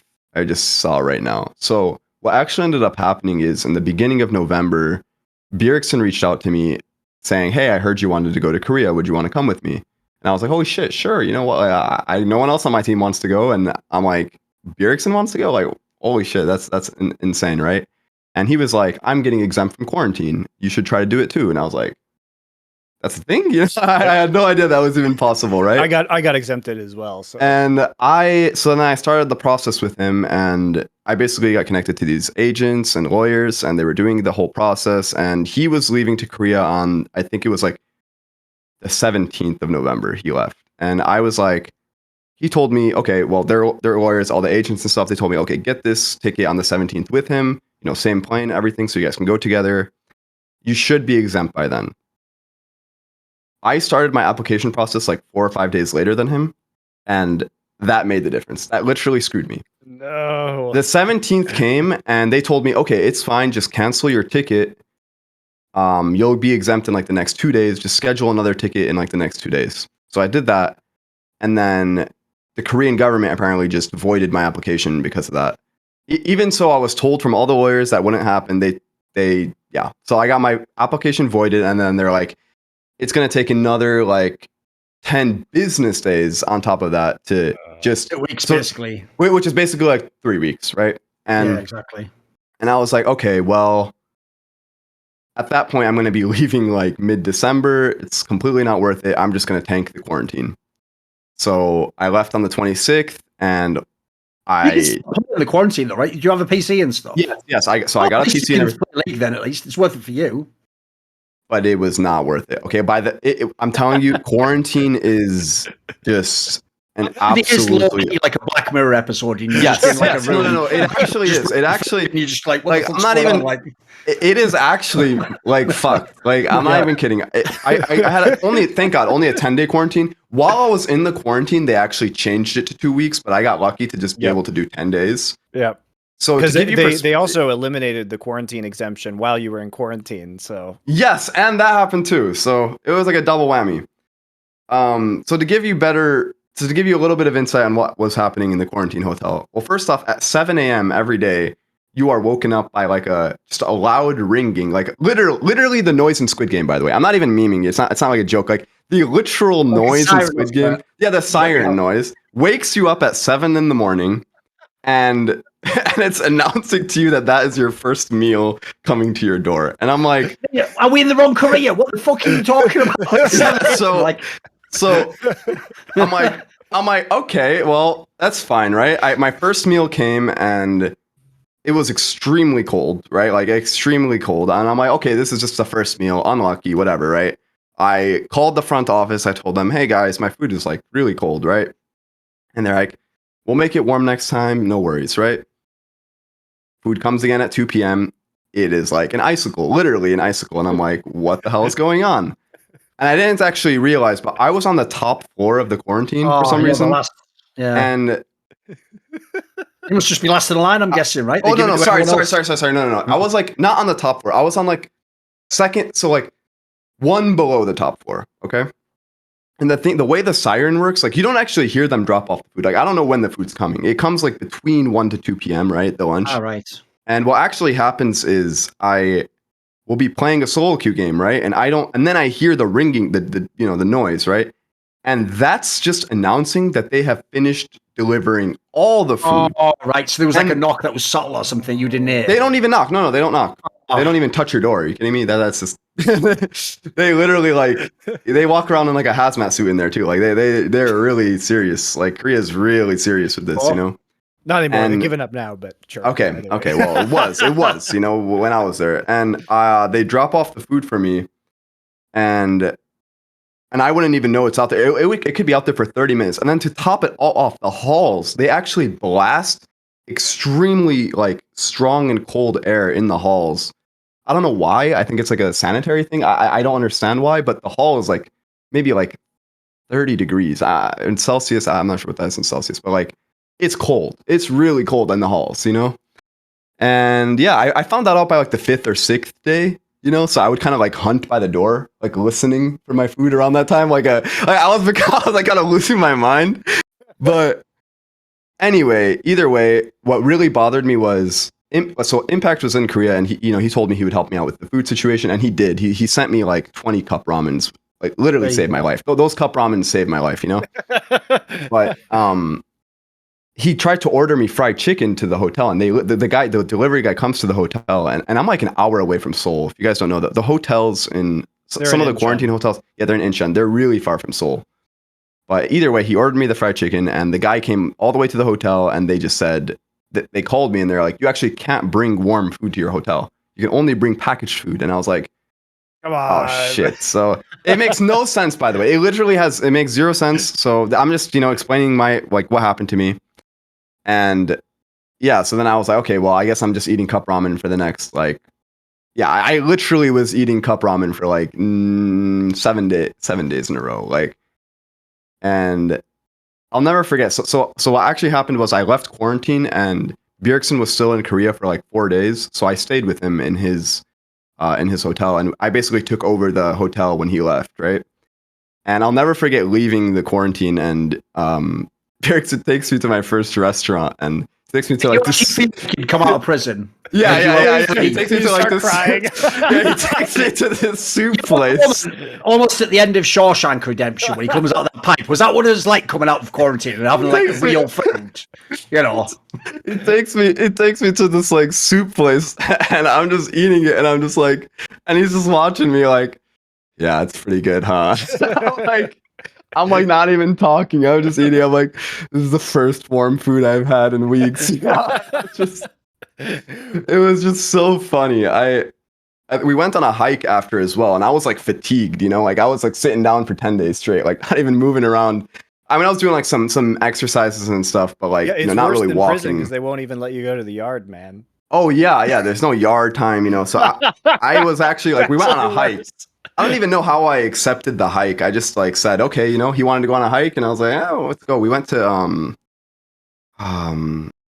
it's that place where you could like see like all of Seoul. It's like on the very top. God, what's the name of Famous tower. What's it called, Monty? Is it Namsan? Yeah, it must be that. Yes, Surely. yes, it must be Namsan. that. Yeah. And it's when you go in like the elevator and there's like this like funny graphic while you're going up the elevator. Yes. It's like Yeah. blasting you off to the space or whatever. Yeah, Yes, that that's one. Namsan. Yeah. Namsan, yes, Namsan.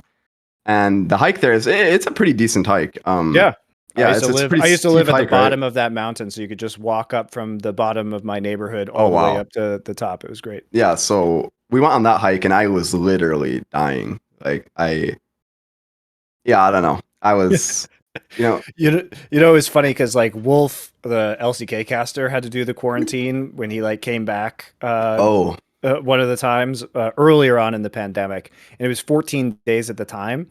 And if you want, you guys can go check out on his YouTube channel. He did this like MTV Cribs style YouTube video about his quarantine hotel. It's really funny. But I had to call. I spent like hours talking to him on video chat because I was trying to save his sanity.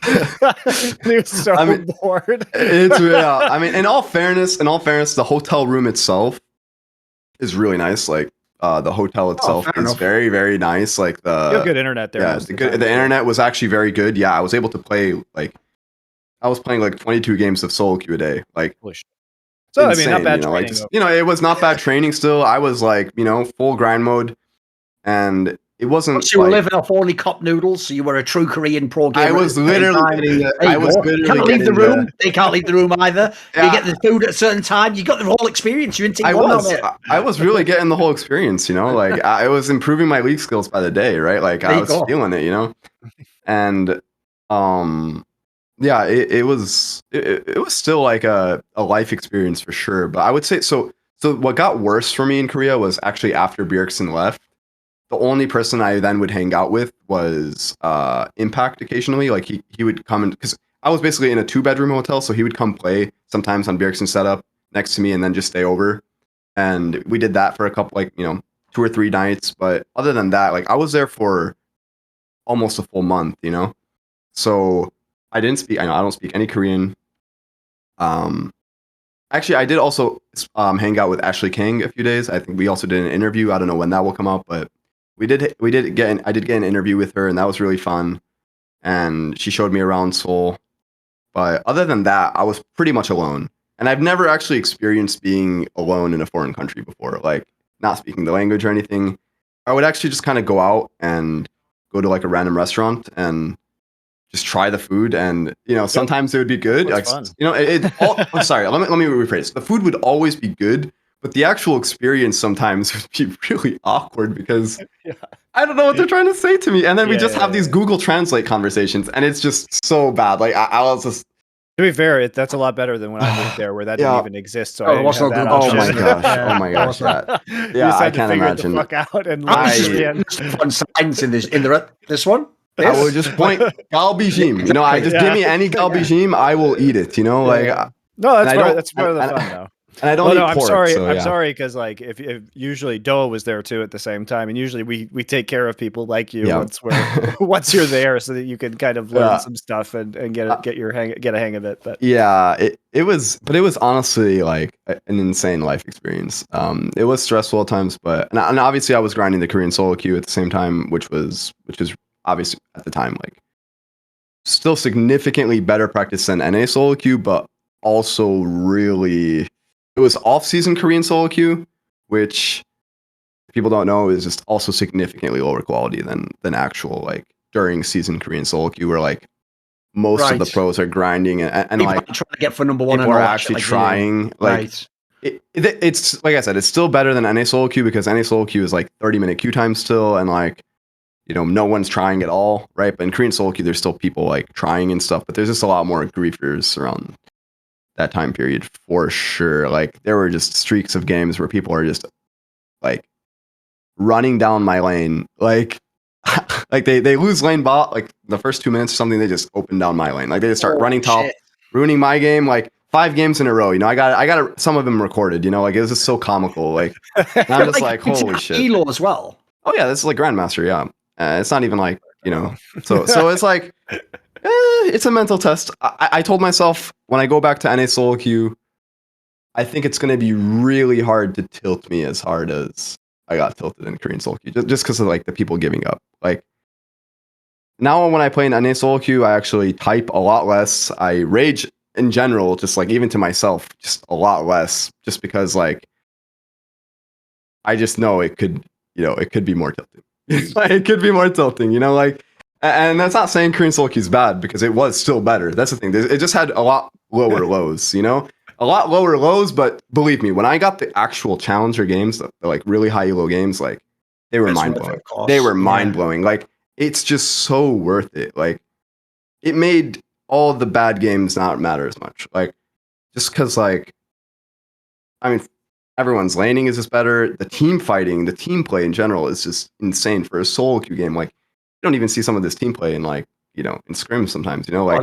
for sure. It's really insane. Like I was You really get challenged. the experience, right? Years and years and years and years ago, I did like an AMA on the League of Legends subreddit. And when someone asked the obvious question, like, make like a super team, like 5 players or whatever. Because back then, especially, like you could pick players like, maybe I had like an EU mid laner, but then I had like, like fucking Mad Life was like the support. So because back then, if you're making this hypothetical theme, obviously the problem it would have is they wouldn't all be able to communicate. I've said this famous line that was like, if you're like a truly great player, it's sort of like you understand the language of the game though, which sounds to a pleb like flowery, but it's sort of true. Like, 'cause I've heard for everyone who goes to Korea who doesn't speak Korean and can't type Korean or read it, that's what you basically do. Like, you sort of you can just sort of like intuitively tell what you should do in the game, and you just sort of go to that area. You just figure it out eventually. You kind of don't need comms if you actually play it right. Yeah. Okay, so I will say that for the most part, you don't really need comms to play at a high level, but there's a big difference, and this is what separates it when you actually enter pro play, is when the enemy team actually has, we'll just say, at least 3 players with a really good mind of how to play the game in macro sense and just team play sense at all. These players can actually plan things 2 to 3 minutes in advance, right? And if you can't compete with that in the moment, which most people can't, right? That's when you fail as a team, when you don't have communication, like at a high level. And that just goes for like even teams like who are just struggling, right? Like if you actually could listen to some of the top teams' comms, like say, I don't know, Team Liquid's comms, right? Even Cloud9's, like I'm sure that there's players on those teams who are consistently, planning things minutes in advance, right? And if you actually can't compete with that as a team, then you're going to fail. And I think that in a way is why comms are still really important in team play, right? Like this whole League of Legends is a language thing. It's true. It is, right? Like you don't actually need in the moment to, it's very easy to express what you want to do, in the next 30 seconds, for example, right? Like, say, hey, I'm going to go push my wave and come to Dragon or something, right? Or stuff like that, right? But when it's like, we just completed a team fight, I want you to go push top, I'm going to come give you top vision, and then we're actually going to fight in their top jungle when their camps are spawning. That's like a minute and 30 seconds in advance, for example. And if you on the other team can't go, oh guys, we just lost this fight, they're going to push top and contest our top camps, we actually need to go there as 5 and defend it, or we're going to lose the game because you don't have TP or whatever if you go bot. If you can't do that, then you just lost the game. Like, and I think that you do need to be on the same, in some degree, the same language level to be able to like coordinate plays like that. Because if you're not, like, by the way, was anyone trying to intentionally int you because you're a foreigner playing on the account? Like, did anyone see the name written in English? That happens. That's the thing as well. I have a screenshot somewhere of someone going, Alfari number one, revenge sucks. And he was playing Yumi, and he just attached to me the entire game. And just like, and I'm a top laner. So to put it in perspective, wouldn't that I'm a help top you be laner. better? I don't know how the hell he knows Alfari or me. I don't know if he just like Googled me, because it all went downhill. I name changed myself to IMT Revenge at some point, and it was a mistake. It was honestly a huge mistake. Like there was like 2 games. It was only like 2 games where I got griefed for that. And one of them was that game, just some random person like spamming Alfari's number 1. I don't understand what was going on there. And he was attaching to me as Yumi the whole game, and I was just losing my mind. And then there was just another game where, like, I was just playing, like, it was like 5 minutes in the game, and the guy just asked like, are you LCS pro? And I said like yes, and then he just started like inting me for the whole game. Like, I love it. I just love the idea that's like the only trigger they need to just become like the activated like fucking Cold War era Soviet age. Like, I will now int the game. Like, yes. I think I was losing. Like, I think I was like slightly losing lane or something. Like, I don't understand what triggered it. Like, I think it was my jungler, you know, and he just asked, "Are you pro?" You know, I love LCS. It. I love that. I know. I love it. And I just like. I was like, okay. Like at that point, I was so deep in the boot camp that I was numb to it. You know, I was like, oh, all right, we lost the game, guys. Let me just pull up the Netflix and start watching on the second monitor. You know, like at that point, I had already lost my mind at that point in the boot camp. But the Alfari thing was like so mind blowing to me because I was just like, I don't understand what that comes from. Like he must have like watched like he must have Googled my name. You just played against Jenkins. You don't even know about. I know exactly. Who the hell is Alfari? You know, it was so troll. Like it was so troll. I couldn't even believe it. I had to like take a screenshot and just like admire it. Like, wow, that's real. That was written in game. You know, like, that's crazy. You know, but the thing is, though, people don't know how different the culture to solo queue is there. Like I've told the story before, but I'll tell like a slightly longer version of it. Basically, like one time when I was there, someone lent me an account. And look, obviously it wasn't like diamond or fucking challenge or whatever you're playing. It was just like some fucking plat / like high gold level or whatever. And every time I played, no joke, and my friend was sat next to me, Korean, who could read Korean. Like I would play, and then like I would like let's a random game. I play support, right? So let's say I played and I was playing like I don't know Thresh. I tried to pick stuff that you can play on your own. You know, I thought like I'll pick a champion that can save people and get out of trouble in case they can't come with me. You know. So when I would play, if I would just miss like one fucking hook at level 3, they would type. My own team would type to me in team say, and I would go, "What did they say?" They go, "Oh, he's calling you a bitch." I'm like, what? Not that I entered the game. I just missed like one threshold, and they were going, yeah, they were typing to me in Korean, you bitch. Like, so I was like, if that's the baseline, if that's where we're starting, what sort of expectations do they have? How are you supposed to play at the pro level for fuck's sake? No, like in your case, are you LCS pro? Yes, right. I'll no point playing this game then, right? And nucleating. Like, what is that? No, what is that? That's like if you're on the plane, like, oh, the fucking air hostess comes down. Are you an LCS pro? Yeah, yes. Goes back to the captain. What is this shit? Like, what? Why are you giving up already? No, it would be bad. There was like one time we're all winning lane. Everyone's just so fed out of their mind, and this Ezreal was just having a bad game.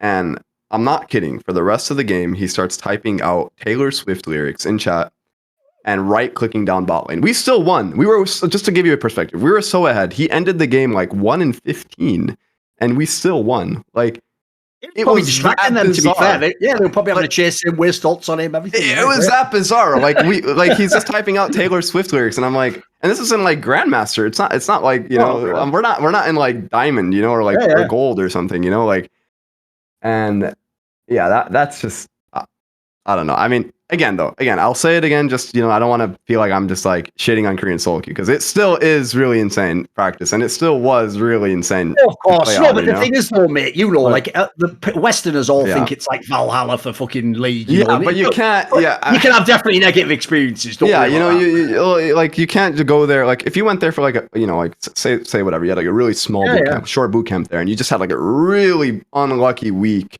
Like that happens, you know, and you're. You know, some pros get really down on that and feel like, oh, fuck, like, you know, I was the problem or something, you know, but it's like, no, I mean, it's bad. I mean, you look at, I mean, you know, even Bjergsen was stuck like really low master in Korean solo queue, and I watched his games. He was being griefed, like routinely being griefed in those games. And you look at him now and he's like arguably like top 2 or number 1 mid laner in NA right now, you know, like it's, you know, solo queue. And I will say this, like you have to actually understand what you're gaining from solo queue. Like a lot of pros do define their worth from solo queue sometimes, especially like the rookie pros who are just coming on the scene, because that's like kind of what got them their spotlight, right? Like you became noticed because you were like X rank in solo queue or you were high rank in solo queue. But when you're a pro and you know you have to dedicate less time to it or less energy to it because of scrims or whatever, right? You can't let solo queue fully define your like worth as a player. You know, like you have to focus on the more important things like scrims, you know, or like your actual stage games, right? So. Yeah. Well, coming back, I think the obvious transition is to ask you how Challenger Queue is going, because that was a new initiative for this year, and you can compare that to your Korean solo queue experience. Surely it's better, right? Surely this is a pretty major. I was wondering from that story, like, he didn't actually mention it. Is he like friends with Bjergsen or something? He must be friends with him now, because he even just told that lie about Bjergsen being like a really good fucking mid laner right now. Like, listen, Bjergsen might be a top 2 mid laner on Team Liquid, because I heard a rumor before Jungle Bwipo was going to swap to mid, so I'll give him top 2 on the team. But you know, fucking, what are you on about, mate? He's been having some mad dodgy games this split. Look, he's not terrible, of course. It's Bjergsen, but like, it's not the old Bjergsen yet.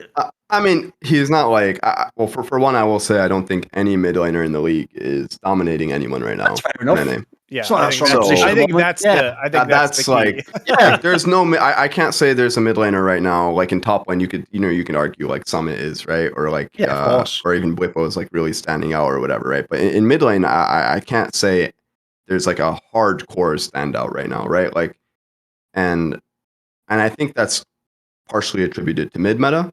And that's partially just attributed to, you know, I guess like what's happening in the games, right? Like what people's level is. And that's why I will still rate him like top 2 or top 3 or whatever you want, because like they are still winning the most games with him, right? And he's not consistently looking bad, right? So it's really hard for me right now to even rate mid laners. He's also switched to kind of more of a supporting role in a lot of senses because of how well his other lanes have been doing.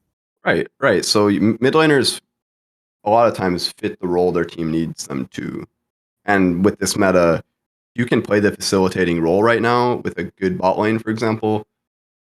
Yeah, you're going to be a top team. You know, like if you have a good bot lane, a really strong laning bot lane right now with playing facilitating mids, that's just the easiest, in my opinion, the easiest way to win the game. Anyway, what was going to answer to the question? Champions Queue, though? How's Champions Queue going? So I mean, I don't want to dog on it because I don't talk like I want to. It is good for the region. It is great to play on a low ping. It is definitely still a higher level than solo queue without a doubt. But there is a lot of downsides to it too. You know, like I think matchmaking for one is as big of a problem or more of a problem than it is in solo queue, because there is just some games where it is completely... As an example, like what kind of a team would it make that would make it impossible to play the game? Well, we'll just put Hansama and I don't know, Ole bot lane versus like the 10th place LAN team's sub 80 carry and an amateur support player. The game's over in 5. The game is over in 5 minutes. The game is over in literally 5 minutes, and it is like one of the most unfun things to ever play. Like it's literally, in my opinion, it's worse than solo queue, because in a game like that, when you have people in comms, they're even going to end the game in like 10 minutes. You know, like you don't even get to breathe as a top laner. You know, and like in solo queue, at least, like, hey, maybe I'm playing against a really shit top laner that game. You know, but that game I'm laning against fucking Summit. You know, like he's not like running it down, right? He's doing well in lane. So now I can't carry. I can't make this big gap that's happening in the bot lane. And now I'm stuck playing with them. You know, like maybe I'm in comms with them for one. Now I'm listening to them in comms, like getting this shit on. Sorry guys, it's really awkward, you know. Yeah, and that is just that is so shitty. Like I just appreciate that in the past when you would have said 10th place, it just means the worst. But in this case, I was like, what shit? TSM's players are fuck that. That's not bad. But oh shit, it's going to take a while to get used to TSM being this bad, guys. But I'm willing to do it. I'm willing to, you know, I'm willing to get used to it. Exactly.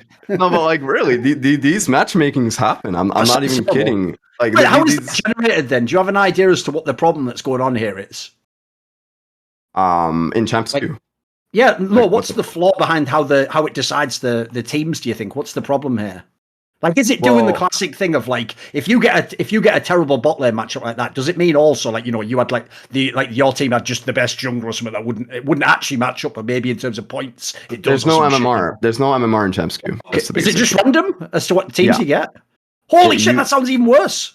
Yeah. So the biggest issue is Elo, your actual LP and win rate and matchmaking. None of that's considered at all in your matchmaking process. So you can get a team, for example, by complete chance, the top 5 players and like the rank 1 player in each role in Champs Queue can get on their team together versus literally 0 LP players, for example. That's possible. I like how they That's added possible. a prize pool to this as well. So it's kind of just like whoever gets luckier with their teammates.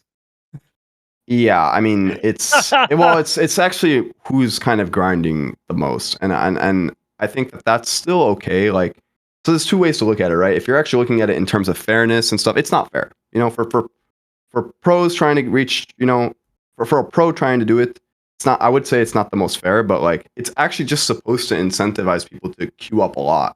Yeah, of course. And to not let the server die. Exactly. Which is a success, and you look like Jojo is rank 1, right? He's a mid laner, and I think right now mid lane is the role that's least filled for some reason.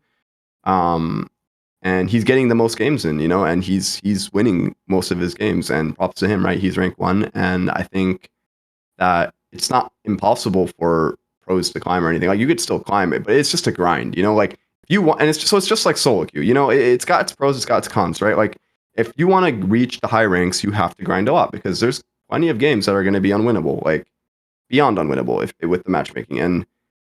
But that's just like solo queue, right? So I still think overall it's really good because you're actually getting this better practice environment regardless. It's just a bit more frustrating, I guess, because there's no MMR system. Like, I think that's more frustrating to me because I feel like my wins don't feel as...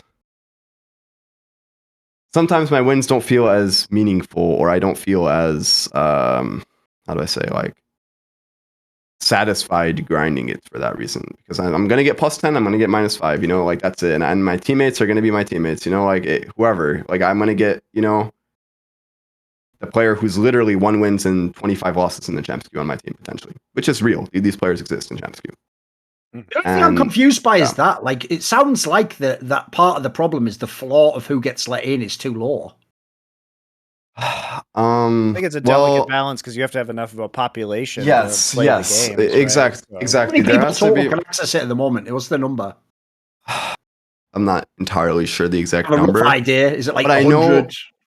I know the amount, or I know like, who's being let in right now, like the requirements to be let in, and I think you need to be like minimum grandmaster in solo queue, and then you have to be on I think it's a top 16 amateur team, and any LAN team. So if you're on any LAN team and you're a sub for those LAN teams, you can be in the Champs. That's pretty wide, though. It's pretty wide. That means effectively, if tomorrow Tyler 1 just became a sub, he could play. He's been challenging with like every fucking role in NA, so he could just be on the... I mean, to be fair, Tyler 1 would actually probably be good practicing this, it sounds like, compared to some of the people you're queuing with. Yeah. No, I mean, some people are, just not, should probably not be in there, right? But then it's like, how do you kick them out or make a reason to kick them out when they are meeting the requirement that was set that they're like a sub for this team? Like, are you disrespecting the team then? Like, oh, you guys are just scouting shit talent? Like, it's... I feel like this is where Riot could really help us out because they're great at just being dicks, doing whatever they wanted and giving an arbitrary reason that they never actually held accountable for. Right, Monty? Whatever. Easy setup on that one. Easy setup on that one. I just, I don't know. I mean, I still think it's good for the region overall. This is a good concept, yeah. It's still a good concept. It's got to have some holes and flaws in it at the start, right? I'm more hoping that in its final form, we can be queuing up on the actual client, just like we would in solo queue, and there's an elo system, just like in solo queue, +17, -10, or whatever, if you have good win rate or something, I'm sure we'll get there eventually. Technically, it is actually serving the purpose of developing NA talent, because listen to what Revenge says. If you're like the worst player who's like the fucking cousin of Bjergsen's brother's daughter's thing, who's the sub on some LAN team, you're now playing against Ole and fucking Hansam, everything. You'll get your level grinded up like a motherfucker. You have to play hard mode, so you might actually get half decent. Yeah, or you'll just continue to ruin Champions Queue. One of the two. Certainly one of the two. Definitely one of the two. Right, here's the question. Let's actually talk about your team at LCS then. We've talked about a lot of stuff around it. Right, here's the thing I have to say. If this was a preseason episode, I would say on paper, that roster's like, look, there's a lot of recycled names there from LCS over the years. It's not like any, aside from you, there's basically no like, this is the player with the potential and all that jazz. I wouldn't have thought it'd be that good a lineup. I have to say, right, and this is true, Monty can corroborate this. It's not something I would just say on camera to be nice or whatever. I actually genuinely think from watching the LCS games, this split, even though your team's record's not that great, and obviously there's a lot of parity in the middle of the table, I actually think the games the team has won, and even some of the ones that were lost, are actually generally pretty good. Like, I've seen some pretty legit games from the ones I watched. Whatever you thought of the team overall, it's a very eclectic bunch of players. Like I said, it's just it looks like someone just put a load of players from the last few years of LCS in one hat and just picked them out. I mean, well, I'll say when you actually look at our record, I think I'll fairly say we pissed away 3 wins. The win yesterday against Team Liquid, the win against TSM, and the loss against Team Liquid yesterday, the loss against TSM, and the loss against Golden Guardians recently. Those 3 losses were just so unacceptable to be losses. You know, like, and if you actually, say they became wins, right? Then we're 7-4 in theory, right? And we're like a top 3, top 4 team. And that's what I do feel like we are right now in our level. Like, I really think we're not a bottom team. It sucks that our record, shows that we are a bottom team, but it is still spring split, and I still think that there's a high chance we can make playoffs. And I think once we make playoffs, at that point, we can really kind of launch ourselves, Like, I feel like we had like so many issues at the start that we've like kind of worked out now, and now we're like making mistakes on stage that are like, in my opinion, easy fixes, like egregious macro calls or like just egregious mechanical misplays and stuff, right? And I feel like these things, hopefully there is a way to fix them and that they don't happen in the future, but it's like, I don't know. Obviously it's hard to keep your morale high when you have a low record and you're losing a lot, right? Like that's the hardest part, I would say, to like actually have that copium or whatever you want to call it that I just said, where it's like, listen, we just pissed away those 3 losses, right? And they're so close to being wins. Like, they should have been wins, and just kind of keep being focused on the future right now, right? That's kind of what I'm in my team trying to push forward the most, just because I think, yeah, it's hard to keep a really positive atmosphere all the time, right? But that's what I'm trying to push out. I agree with you. If you talk about some of the other ones, like the TSM one, the Golden Guardian, like, look, those are all your team. Obviously, you lost that one. The TL one, I agree. I think that's actually pretty reasonable to even make the case of, like, that we take something from that game. Because the problem is their roster isn't fucking insane. Like, on paper, they don't even have to actually play as well. They just have better players. So it's also going to make actually closing games like that way harder anyway when you've just got fucking big names like that, isn't it? I mean, I think, though, a lot of what's so interesting, like, for me about watching you guys play is that you kind of like really oscillate between quite decisive good calls and then just like really confusing non-calls. And then sometimes you like, I've noticed, especially sometimes when Destiny's engaging, you guys will over pursue. If an engage doesn't immediately work, like, you'll blow some cooldowns and then you'll keep pursuing when you guys should just break off if the engage didn't work. Or like, and in the TL game, you're in an instance where, they make some bad calls around the Baron. You respond, I think, very well by continuing to put the pressure on, and you guys get into a game state where, I mean, I was watching the game yesterday and I was literally just in front of my TV and I was like, oh, well, I was talking to my wife and I was like, oh, this is done. Like, they're just going to back off. They have basically free Elder Baron into game end. And then you guys just like randomly fought in the base. Arrow's like attacking the Nexus. The rest of you are trying to fight the team. And it's like, it really sucks because like it feels like that game was so in the bag. And at times it gets very like chaotic. And it's not like I can say, well, sometimes you're being consistently over aggressive because, in the game versus TSM, when you were playing Camille, you were not aggressive enough, in my opinion. Like, you were strong enough that you could have dove them, on your own and tried to push that advantage more and not let them back in the game. So I think it's hard because like the TL game was like you were too aggressive when you should have backed off, gone after the objectives. In the TSM game, you were not aggressive enough in pushing your lead. So it's hard to, find that balance because it's not one consistent issue. Yeah. I mean, that's the thing, right? Like, I think it comes down to like player experience at the end of the day, and also just being able to recognize what to do in the moment. You know, like I think, and I say this sometimes, like it just comes down sometimes to like the in the moment game sense that you have. And I think we do go for really sometimes flippy situations. Like that end call is a flip, you know? We're opting into a 4v4 ending the game. Even so, it should be a winning 4v4. If we play mechanically well, we, like you said, have a free game if we go Baron and Elder, right? So it's obviously in the moment, you might think like the flip, you might not recognize as a team or as players or whatever that the 4v4 is as flippy as it is, right? But looking back afterward from like a clear perspective, it's like, yeah, taking the Baron and Elder is like securing the win, you know, like practically securing the win, you know? So I don't know. I mean, it does suck Well, because it feels like in some ways one problem leads to another one, right? Because it feels like when you guys weren't aggressive enough in the TSM game, right, you lose the game because you're not pushing your advantage to its fullest capacity. And so, you know, now comes along this Team Liquid game, and that's at the back of your mind, and you're looking at a Nexus with no turrets on it, and you're like, well, sure, we could go back and do these objectives, but remember the TSM game where we didn't play aggressively enough. Yeah. And like, you know, sometimes I think you can get caught in that trap as a team where because you don't want to you're afraid of making the same mistake again. So instead of thinking about it, you just make the wrong call, but for a different reason, for fear of the first reason. If that makes sense. I mean, I mean, I think it's more, it does like things that have happened in past games definitely do have an effect on a team, you know? Like I think like going into like what lessons you learned from that game, you're going to try to put into future games, right? Like I think that we definitely right now have at least recognized that we have like this problem of like this late game decision making or like mid to late game decision making where we're not just choosing the right thing to do every time.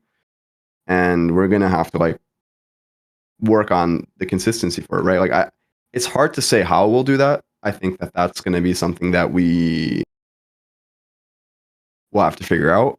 But I think for me, at least, like my personal goal is just to like make sure that I keep laning consistently well and that I don't add like, and that I actually try to add my voice more in a way to like what I think we should do in like mid game, you know? Like I am the least experienced player on my team, and I think I still have a very strong voice on my team. But I think that right now I want to like make sure that I'm leveling up my voice like as much as I possibly can. You know, like I think that like I think that if I can have way more confidence like entering the mid game, like our early mid game, I think that I could actually like make the game a lot easier to play. Like right now.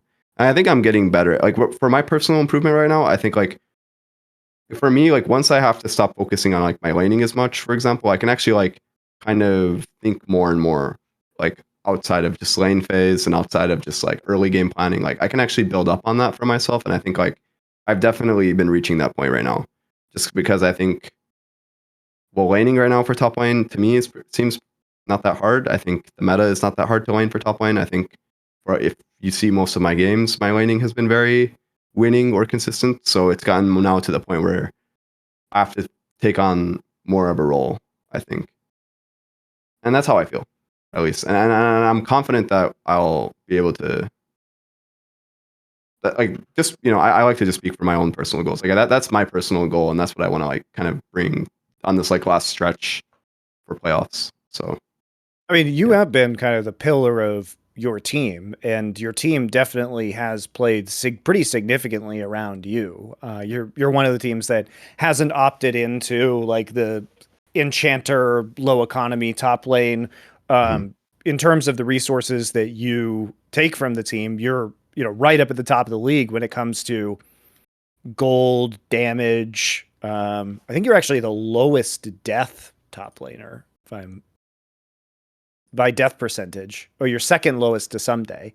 So you're actually doing a fuck ton. And I think people like don't really appreciate that about you. And stats in top lane are obviously a little weird this split because of the low sample size and certain players playing like multiple enchanter games. But straight up, you haven't been dying a lot. You're only 16% of your team's deaths, right? And you're pushing out a ton of the damage, and you're being relied on to be in that carry position. And I think a lot of the time the mistakes that are being made are teamwork mistakes, but you are appropriately applying pressure and doing your job within the team. And then it's like these team fight over pursuits. Like the example is like the time where you were TPing into the bot lane in that team fight against Liquid in the kind of like earlier mid game. Yeah. Where it's like you guys kind of botched your engage, and instead of just walking away, like you continue to pursue these fights with a bunch of abilities on cooldown. Like that's something I think is a recurring issue with you guys, right? But when you've been on your own, you did. I mean, I'd love to hear what you think about the Bwipo tank Shyvana pick, because that seemed kind of troll to me. But do you think that's like? Do you know why he picked it into your graves? Yeah, no, I actually talked about it. In an interview, I said I think that the pick is actually not bad, and knowing, and I even spoke to Kyoto about it. Right? I mean, it's a pick that right now is a tank answer into Graves that doesn't bleed so many plates. The thing that Team Liquid actually did that game that protected the Shyvana was they level 1 ganked our mid laner with their bot lane and killed him. And if they didn't do that, what would have happened is the Shyvana would have had a lot more dive time, like would have gotten dove a lot more in the early game. Like she was permanently shoved in, like half HP without her potion to my potion, a bit nuanced with the laning stuff, but she would have been dove. She would have been dove early game a lot more, and the pick would have definitely just looked a lot worse. But if you can isolate that lane in a 1v1, I'm never going to solo dive Shyvana as Graves, and I'm never going to kick her out of lane to like make her base while I don't need to base. Like these kind of things won't actually happen with Shyvana just because she's going to just wave clear every wave in the creeps and just run away. And at some point, like after first base, but before first base is when I think you should punish the pick. And we couldn't do that because of our game state. And that's why the pick looked breathable. I think way later in the game, it should be a bit useless just because I think I'll just one shot her in team fights. And, she is tanky, but we are like a low damage comp to some degree. Like if our Caitlyn's not really ahead and our Ari's not really ahead, then I'm kind of the only one doing damage to her at that point. Because we have a Xin Zhao jungle, right? But I think the pick itself, the only goal of the pick is literally just to try to nullify Graves in the early game, 1v1, and then be a tank for the team. So hopefully your bot lane's winning, hopefully your mid lane's winning, and now you get, you guys can hopefully win the game. You know what I mean? Like you have a tank now, you have a tank who didn't bleed 5 plates to Graves, and now you can win the game. Like that's supposed to be the goal of the pick. And obviously Bwipo was trolling. He tried to go for the 1v1 on me and got outplayed. He shouldn't do that. If he's not dying there, his game state would be a lot better too. But I think he was doing a good job. Like he went for a few reckless all-ins on me in that lane and was like getting me pretty low. Like I think if you actually rewatch, like if there was a pro view to watch of that game, you could actually kind of see what the Shyvana's role is supposed to fulfill.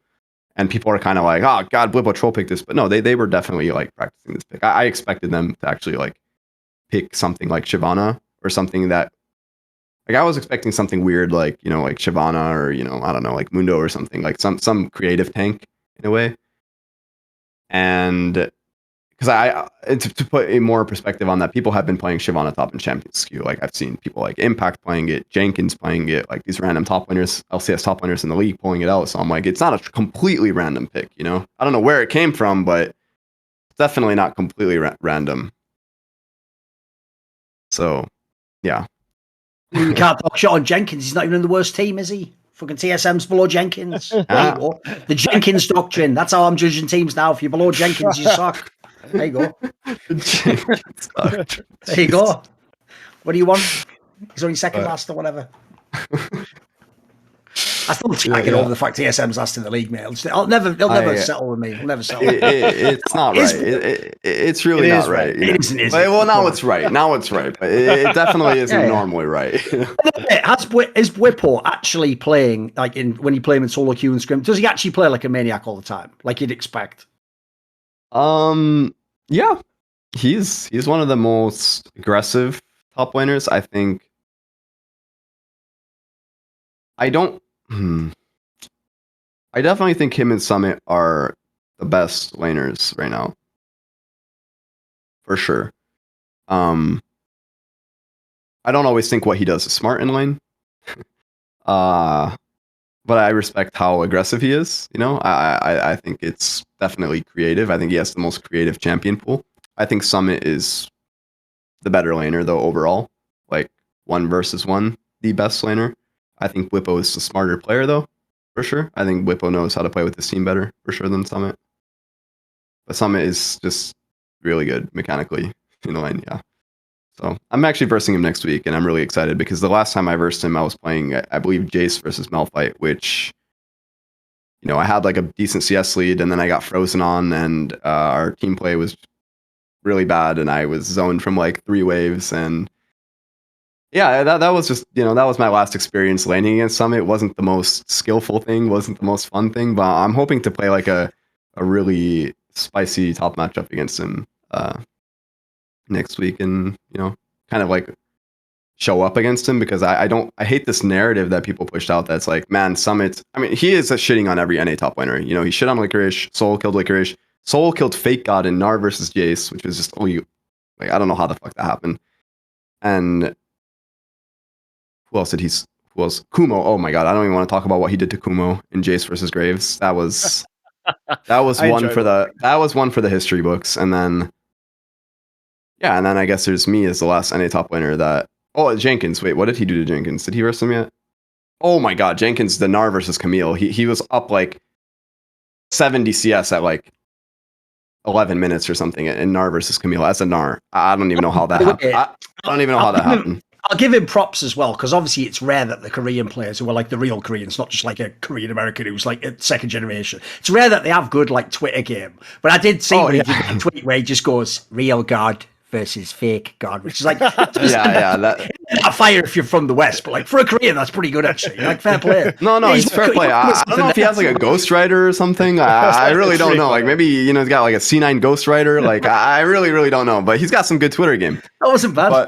Yeah, I appreciate it. Again, I'm excited to verse him because like people are just kind of writing off like every top laner in the league right now is versing him and just getting destroyed. But like, yes, I haven't versed him and got destroyed yet. You know, like I was actually doing like well in my lane against him, and okay. I'm excited to verse him. I don't think I'm a bad laner, and I think that finally versing someone who everyone's like glorifying again, kind of like the Alfari situation last year, where I can lane against them and do well, can kind of just like put people, I don't know, like you get your stock just up, shut right? people up, you know, like exactly. Get my stock up and shut people up, because like I don't think he's that much of a better laner than me from versing him.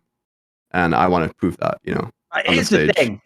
What we need now to complete the circle is he needs to trash talk you on Twitter. Like I saw there was another good one afterwards where he had a picture where he embedded a photo of him and somebody. It was obviously a mate of his or something. And then he's just put, today one of these guys will die, which is like, again, straight fight about it, but it's like, fucking hell, the wording on this is a bit rough, but okay. So all I want is in the game, one of these two outcomes has happened. Either shit on him in the game, fair play, you get all the credit then. Or if he shits on you, it's all I'm saying, someone get the word out there to something. If you shit on Revenge, please at least trash talk him. Make it funny. Like, put in Twitter, honestly, like, I mean, he's been bold. There you go. He's been bold. He's been tweeting out shit talk before every game, you know, like, which I respect. You know, it's respect. There you go. So I wanna see what he'll say about me, and then I will definitely have a very good clap back if I shit on him. And now if I get shit on, you gotta take it then, yeah. I take the L. Hey, I'll give him a handshake, you know, hey, like, well played. You know, like I got shit on before the game on Twitter, and hey, I got shit on during the game. But I'm really excited for sure. Just for like a personal benchmark to see how I can lane against him on stage. I really hope I don't end up like drafted into like some boring tank matchup or something.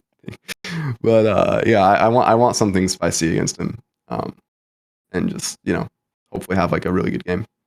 I also think that's actually low-key the player that LCS should be targeting. Stop doing this thing that you all do, where in the off-season, you really do actually sit down with Faker and Chovy and fucking Knight, and then you go, here's my offer, I'd like to, why you would join Cloud9? And then they just listen, like, out of politeness, or their agent does, and at the end they go, of course, like, you fucking idiot. And then they go and do whatever they were going to do with their lives. Like, the difference is, somebody already had all those years now where he was just in a bottom feeder team in LCK. He'd lost all his hope. He didn't ever think he could go to Worlds. You're not going to win LCK. That's the moment you come in when all the hope is almost gone. You come in and go, look at this enormous sack of money I have, though. And wouldn't you like to play against Impact and Someday and all those guys who used to be good 10 years ago? Come over to the LCS with me. That's how you fucking pitch someone. You don't come in and go, all right, Chovy, I know you've got the offers from like RNG, EDG, and fucking T1, but what about Cloud9? Like, they're not joining that, is he? Like, that, they're never saying yes to that deal. So, because I've always thought there's always people in LCK who were in like the worst team who were like low-key fire. They're just like the one guy at their role, who's like fucking god tier support or something. So, they're the players you need to bring in, boys.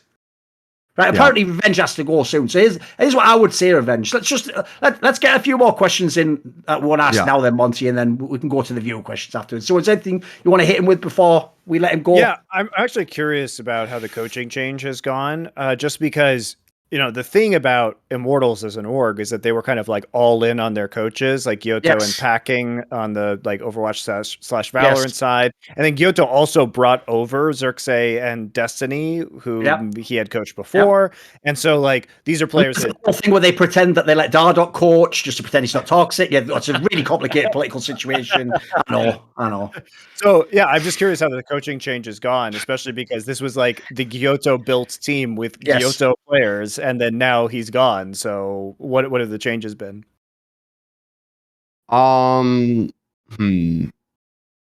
It's definitely been new. I think it's very difficult to match Gyoto's coaching style. I think he's way too unique. But I think that our coaches have done a good job in making a like a team system for us, like just kind of working on a team system. This power people just now he's POE looking at you. I say. Yeah. So I think that that's been good. And I think that Dardoch's, doing a good job as a like bringing in a pro player perspective, at least, to like how to coach, or like what he believes should the game, like the way the game should be played. Okay. And there's a lot of, the community is kind of always thinking like Dardoch's just like a toxic coach or something, but he's definitely not. Like he's not toxic at all. I don't.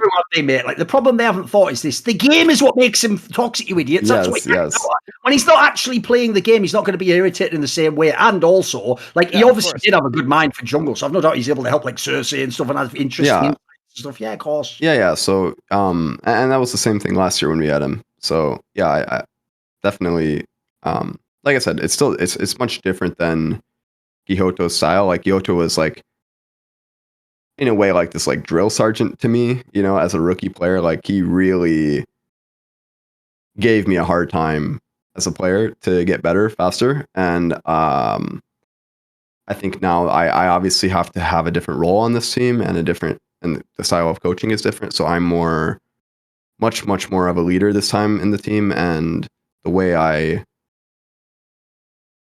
guess like the way I'm coached is different as well because of that, right? So of course, you got to be on the same page in a different way when you're the guys you're basing the game around. Yeah, of course. Yeah, and I think it's definitely been good though. I think like it's what's sad though, dude. I've just realised I actually know, Monty, who it is who's actually responsible for what's happening to TSM. It's obvious. It's another throwback to the classic trope from Summoning Insight. Here's what happened in the off-season, Monty.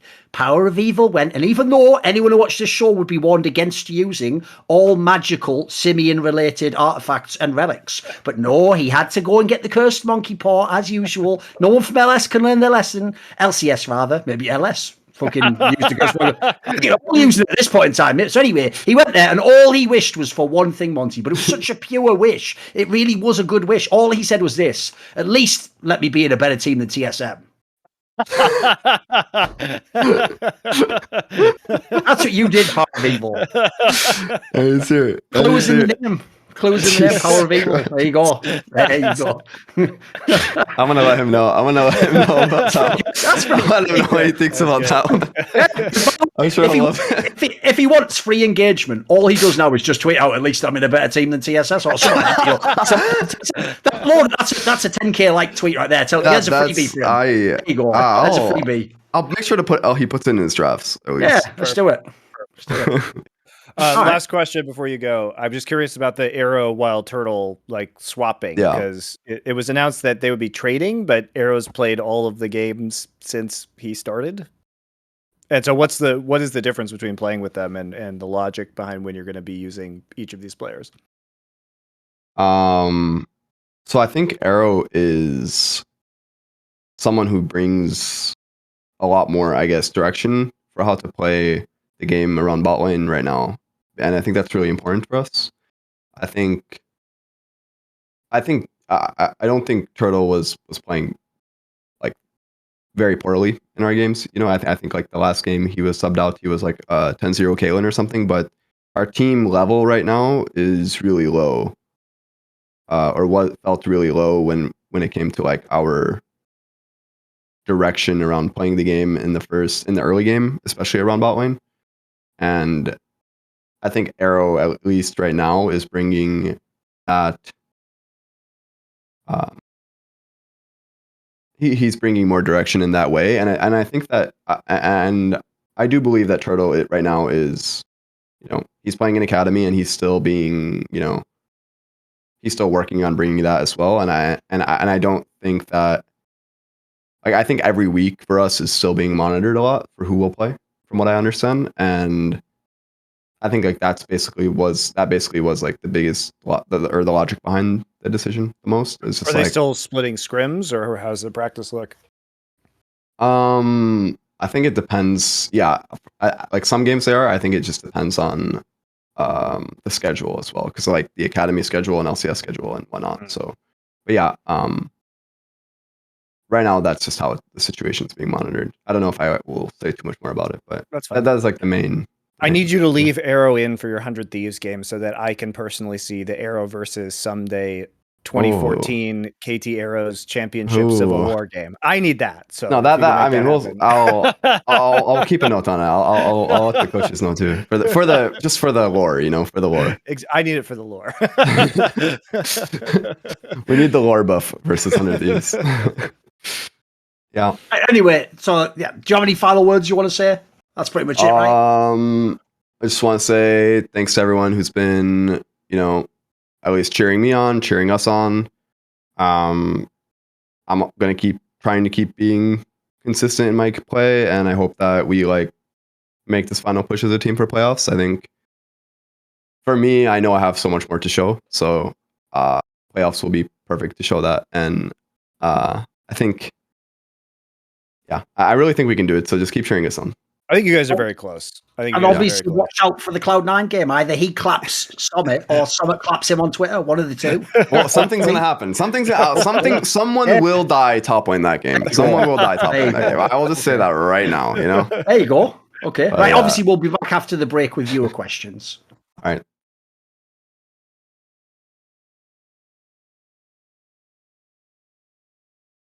All right.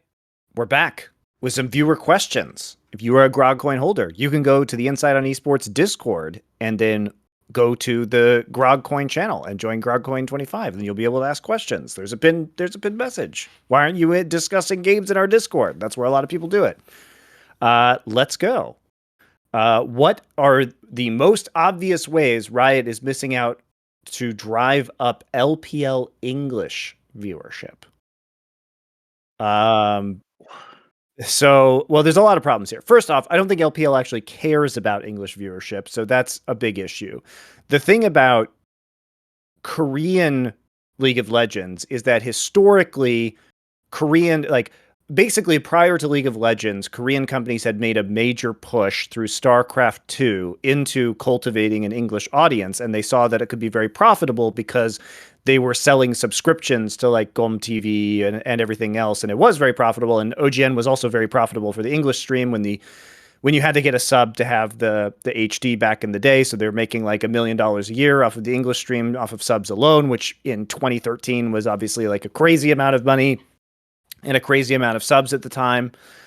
So I think LPL just doesn't prioritize the English viewership because they don't have a good way to monetize it. And also, you know, frankly, it's really hard, I think, for Westerners to get as involved because Faker plays in Korea, and like a lot of English fans know the stories of the Korean players better because they've been exposed to the English broadcast for such a long time. And also there are so many LPL games. It's too many games. They play Too much signal noise. Yeah. They play 7 days a week of best of threes. So unless you're only going to watch LPL, it's really hard to keep track of it. Like, you basically have to choose 3 regions to watch, even if you are a professional at League of Legends. Like, look at Dom. I mean, he's co-streaming LPL, LEC, and LCS right now, or watch partying, whatever. But he doesn't have time to watch LCK games, for example. That's more than a full-time job already. So it's really crazy to try and watch all those games. And LPL is definitely the most difficult to watch because it has the most number of games. I would say within the limited circumstances they find themselves in, bearing in mind we're not talking about just the LPL, we're talking about only the English broadcast, which, as Monty's kind of alluded to, let's be real, it's never going to have enormous viewership, but you could hope maybe you could double it or something like that, right? Right. At the moment, they already, quite frankly, I think have been in some senses more innovative than some of the other reasons. People don't know. A couple of years ago, that's the reason why there was that story where they tried to bring me in to host their fucking playoff desks. They obviously have been able to get some decent talent.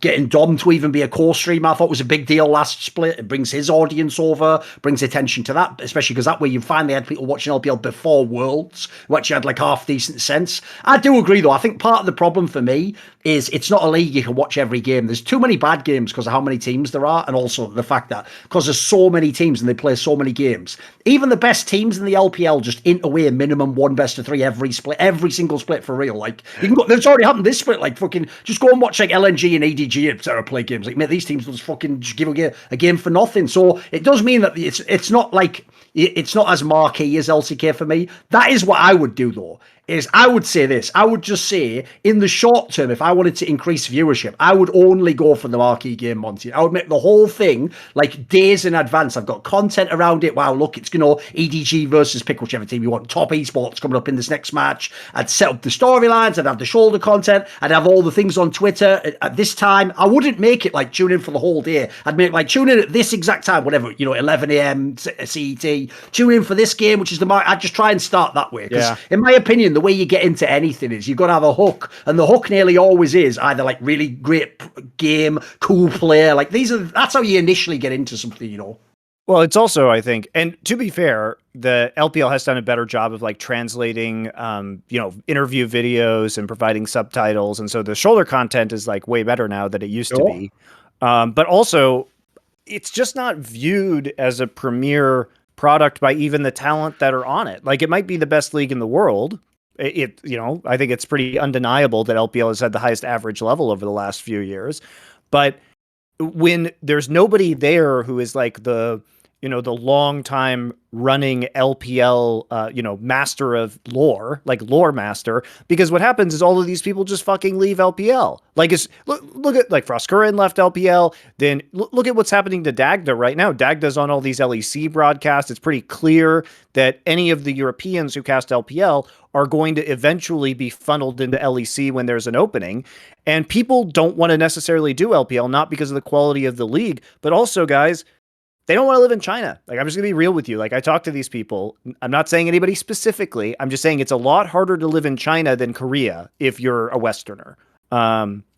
Even in reasons. For many reasons, even in the big cities in China, Korea is just way more Western friendly and easy to live in, frankly.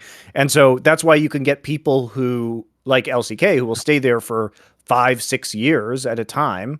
And then you know we've had a lot of higher turnover in LPL because people will literally go to a worse league in LEC rather than stay on the LPL broadcast. They probably get paid better, I would imagine, by LEC as well. Like LPL, I don't think is very competitive when it comes to rates. So there's a lot of reasons, but not having that consistent talent or like the person who's the voice of the LPL, which is honestly one of the best things about Dom co-streaming it, is he loves LPL and he can just do it on his own and like can become that person potentially for a long time. So I would say that's like the best case scenario is if I were LPL, I would just open up co-streaming to fucking everybody. Frankly, that would also probably help. And you have to remember that most of the people who are watching live games are going to watch LCK because they always have, and that's what's, you know, more attractive and has more fans.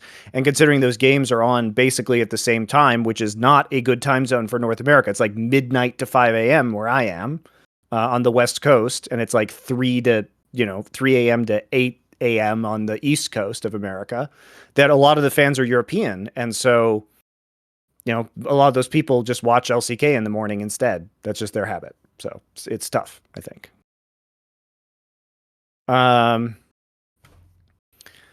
What's your go-to TV watching snack? I don't snack, actually. I actually don't really eat snacks ever. I just eat meals. And I usually only eat 2 a day. So I normally don't eat breakfast, and then I eat lunch and dinner, and that's it. So I don't really have. That is actually how humans used to live hundreds of years ago, believe it or not. Like, spoiler, if you ever look into it, breakfast actually is a psyop, by the way. It's not, you're actually not supposed to eat at that point in time. Guess what? The name even says it, break fast. Like, you fast at that point, you can actually get like way more out of your sort of body if you just wait a couple of hours and just have your meal at lunch, basically. So it's not intentional, by the way. I'm not hungry in the morning. That's just it. So it just has always been naturally to me. Thing is, even though, look, I'm definitely not in great shape right now, so I'm not going to brag about diet or anything. I'm actually not really someone either who really snacks while watching stuff. That's the thing. I don't really like eat while I'm doing. Like eating is a thing itself, believe it or not, guys. I like to be like Zen monks. You know, when you make tea, you don't just make tea. You do just make tea, but that's the genius. You just observe each part of making tea, and you just enjoy it, don't you? You don't go, oh, I'm making tea while watching like some fucking game and then like checking your phone notifications. That's actually how you ruin your life, believe it or not. So what would I even eat if I did, though? What would be a snack that you'd eat? Because he says go-to. I'm trying to think, what would my go-to be? Probably like potato chips or something. I don't know. I don't really eat them that often. I don't think I have a good answer. If I have potato chips, like I'll make a sandwich for myself for lunch and have like a few chips on the side. I guess my go-to snack in general is I just eat like dried fruit and raw cashews. Okay. Because I've been doing a lot of kickboxing recently, so I just eat that to keep myself have energy for very heavy workouts, basically. So that's about it. I just don't snack that much. So next question. Why is Nelson not on TSM? Was he approached? I still think the overall idea of creating a Chinese NA team isn't bad. How did they fuck this up this badly? The question from Xi Jinping, of course, who thinks a Chinese NA team isn't bad. The username. What a username. Anyway, so I don't know why Nelson's not on TSM. Maybe he didn't want to go to TSM. They got Chawi. I mean, they got somebody who has coaching experience, who is bilingual in English and Chinese. I also don't think, I agree that it's not necessarily a bad idea, but I think honestly, the reason why it fucked up is probably because the manager on the team who could speak Chinese, which is Lena, is no longer there. So that probably hurts that one of the people who would have been in charge is one of the people who is bilingual. And then Parth bailing probably didn't. I mean, they had a lot of people leave the org who were working with this roster. So I think it's hard when your GM and your president of your organization who directly works on these roster leaves. You know, one thing I actually wondered about, we didn't talk about it during the segment earlier where you were talking about like the thing with revenge, but I was even thinking the same thing. Like the difference between a Korean going to LA and a Chinese going to LA is enormous in my opinion. Because here's the difference as far as I know. Like when you go to K-Town, that is actually some of the closest Korean food to real Korean food you will ever find in the world. Because spoiler, like there are loads of Koreans as well there. So they also want that. Here's the problem I've found in the West is like you can't really get Chinese food that's authentic because it tends to be like for the Western diet they make it a lot like greasier and a lot more like just like sauces and shit. It's not really like the same as when you're in China for me. Yeah, so you can, Thor, and the thing is that all of that stuff is like an hour away from West LA. Right. Like if you it's go not going to be like the random Chinese, you go to Eats, Arcadia right? and Diamond Bar and you drive for a while, you can get it. And like it depends on the cities you're in too. San Francisco's a lot easier because Chinatown in San Francisco has a lot of that food. Or New York, if you're in like Flushing, you know, or in Chinatown in Manhattan. So it just depends on where you are. It just so happens that the parts of LA that are like that are wildly inconvenient from where a lot of these players live. Because actually, I'm sure I've had the opposite happen. Like I've had it in Korea where you do actually just go like 200 days of eating like Korean food, and then one day you just realize like, fuck, I haven't had like a real pizza in years. Like, you know what I mean? You get like a mad craving for some like normal, or like in my case, you know, just like fucking shepherd's pie or something. It's like it's impossible to find, isn't it? Like, good luck. Yep. I mean, I love Korean food, so it's never really an issue. Yeah, sometimes you miss certain things, but for the most part, also Korea got a lot better over my time there of like having. Yeah, but that's what I wonder though, dude. Because think about it, right? I don't know if TSM get that detail though, because I already knew about Koreans. Like that, if you bring, it's a very famous reason why you bring two over, so they have people to talk to. Or like you can't just transplant a guy and just drop him into the continent and go, oh, good luck. Like play as well as you did at home. Like yeah, good luck. You know, like who knows if he's going to though. So like I thought this whole project was just flawed from the beginning. I agree with it. In principle, it could be genius. Like put it this way, if it had worked and whoever their scout is really is some amazing scout who's going to like, again, just like Berserker, maybe he's going to find the next talent before they go to the native region and you can get them in your. That's a great concept. It's just they didn't do it, did they? They failed at the execution. Yeah. You know? Thoughts on implementing league exchange programs? For example, top 3 NAEU/EU teams swapping place with 4th to 6th place LCK LPL teams for half a split, assuming logistics work out. I mean, it's better than the current system. Yeah, it's a fun hypothetical. I will say, remember though, just remember at all times, this is what we're always going to have this problem with one of these discussions. These are franchised leagues. That means that the people who've bought those franchise slots, they're the people who like your ideas the least. Like imagine I've just bought a slot, Monty, and I'm like rogue, and I had to pull miracles with my rosters to get to, I'm competitive with G2 and Fnatic, and then this guy's going, and then just bring over top esports next split. Like, what the fuck? Like, I paid 10 million euros for this spot. Like, that's the part I feel like in these scenarios. It's like, look, if we make it a hypothetical, we can have all sorts of fun with that question. The reality of the practicality is a nightmare, though. Like, the business of that wouldn't make any sense. But I agree. As a hypothetical, essentially, you notice, by the way, here's the sad thing, the depressing, the black pill of esports. Have you noticed how every league question is just a reframing of, wouldn't it be cool if we had like an open circuit with the national tournaments? Like, exactly. Every question to rework that, exactly. It's just some new way to like, but maybe if we trick them this way, Thorin and Monty, we'll riot do it then. It's like, they'll never do it. They'll never do it. Yeah. I still just want them to, you know, do another round of franchising for 20 teams or whatever, 24 teams into a top level league where all of the recruiting restrictions are off and we can just have a traveling show that moves from continent to continent. You know, maybe like they spend one split in Asia and then one split in Europe or North America. And we just actually get all the best players in the world playing regularly in one place. Like, I don't need this regionalization. Fuck this shit. It's boring. And for those of you saying, no, it would just be all Korean and Chinese players, it would not. There would definitely be Western teams. And also, guys, Western players would actually be competitive with the Asian players because they would practice against them more frequently. I can tell you this from Overwatch. Korean players were better. And then once Overwatch League started and all of the best players were in one league, there were Western and mixed roster teams that were winning championships. And the Western players were as good. It's because they have crappier practice environments that this happens, okay? It's because there's nobody who plays ranked on the NA server. That's the problem with NA players. So if you put them in a competitive environment, it will get better. I also think, look, Riot doesn't give a fuck about this, so I'm on my own on this one. It would also just be a chance potentially to do something incredibly ambitious but very unique. Like if you pulled this off, the media attention that could follow this league would be unfucking believable. Essentially, could be like the world's media just constantly circling around this one tournament based on where it is, who's competing, the storyline. It could be incredible. Could be genuinely like one of the best projects ever done in esports. It's just a pipe dream in it. Also, you could actually watch all of the games in the top professional league instead of having God knows how many games a week, 5 best of 3s in Korea, 7 best of 3s in China, and then 10 games on average plus super weeks in both LEC and LCS. It's too many games, guys. It's too many games.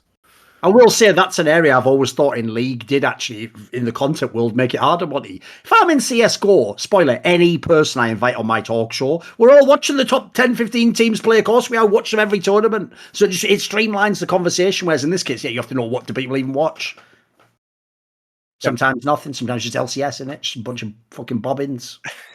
So Thorin and Dom had a really interesting discussion on how ineffective VOD reviews are done, and this was on Best Damn League show, by the way. I watched this. Do you think that instead of a "what were you thinking here, explain what you did wrong" approach, that a decision-making approach would be more effective for Western teams? For example, watching LPL or LCK VODs, where the Western players have no idea what's about to happen, pausing and then saying, "What do you think is going to happen next?" I actually did that on CLG with Korean games, because in Korea, we would all screen share like a YouTube VOD, and I would pause it and ask them like what they thought was going to happen next. So I've already done that. If people don't know, listen, as he said, it's on this channel even. You can go watch the episode. It's like a sort of 10, 15-minute digression. We had just all abstract about how you coach teams and VOD review. The gist of it goes like this. The point I made basically was like one of the flaws I think in those VOD reviews is that the state of mind that you're in when you're seeing what you did wrong in a game that you know you lost is very different to how you actually make those decisions in a live game that is unfolding before you. So personally, I think they're not very useful in that sense. Like anyone could go, yeah, I shouldn't have got Carks, I lost the team fight. Like, you only know that because of the result after the fact. Like you don't actually know why you went into that scenario. Then Dom's point, the gist of his point was that the question they tend to ask is, what were you thinking? And basically, because you also can't teleport your brain back to what you were thinking then, what you'll essentially do is you'll just make up a story in the moment that tells your brain the story of what I was maybe thinking, but it's not actually as useful a question when you sort of drill down, And I'll even throw in there as well, certain roles. If you're like imagine you're like an engaged support or a fucking ganking jungler. You can't even always give a good reason why in the moment. It's fucking intuition, mate. Like if you paused every single Hillsang engage and went, right, tell me right now what you're thinking. Sorry, every one of them isn't going to be some genius equation in his brain. Yeah. Some of them are just like, he's moved, so I go in, and then he just hopes he makes it work after that, doesn't he? So essentially, the gist of it is like it sounds like a really useful thing, the VOD review, but essentially, I think it's sort of like I don't think people get very much out of it, mate. Like I think the way they use it, I think they're getting like a data even that doesn't necessarily work for them. Like I said, like people just coming up with a new reason as to why they did something. You have any thoughts on this topic? I mean, I think that when I did it, there were some moments like that where it's like when, something totally random would happen that would work, but you don't want to use like confirmation bias of it working for it being necessarily the right play in a given time. I think VOD reviews are really difficult because there is a bias that pro players have as well, where they're like, oh, I know what happened and it went wrong for this particular reason. And so even if you're trying to show them how a bunch of decisions led to that moment that led to the wrong decision, they often like won't put it all together. So it's like the same decision can just happen again because the chain of events will be similar enough that it will still result in the wrong decision. So I think it's really hard. And also in VOD reviews, you really can't get bogged down with all the minutiae, because if it only applies to one player, then the rest of them just like zone out and shit like that. So I think you really have to be very careful about how you approach group VOD reviews. Keep them to like 10 or 15-minute segments of the game, and then talk to players individually about whatever sections you have to do. So that's actually one of the hardest parts, because they have very short attention spans, pro players, a lot of the time. So you can't, like, you really have to be methodical and deliberate about how you target each individual player, which is very tedious as a coach and annoying. So It's one of the What worst parts. Monty just said there about how they'll agree with you, like, yeah, maybe I shouldn't have gone in on that. Like, the difference is they can all acknowledge at the end the linear last move that caused them to die. Right. But sadly, what they won't get is exactly what Monty's pointing out. What you're really trying to teach them is, look, there was 3 decisions you took earlier that were far less like important at the time that actually led to why you're in the bad situation. So you actually, essentially, even if you had bad decision making at the end, you wouldn't have to make that decision if you didn't put yourself in that situation. It's essentially what Doublelift had to learn his entire career bot lane from Chowster. If people know that story back in the day. It's like, why are you in that situation doing the most mechanical outplay ever to live, you know? Yeah, it's also, they're like, oh, well, I shouldn't all in. And it's like, well, no, but like you could have won the all in if you hadn't done these things earlier. But the lesson they learn is the wrong one as a result. So it's frustrating. Yes. It's frustrating. What do you consider to be your magnum opus? I don't know. I never really thought about that. I guess I just continued to do the work, so I don't think that I hope I haven't peaked.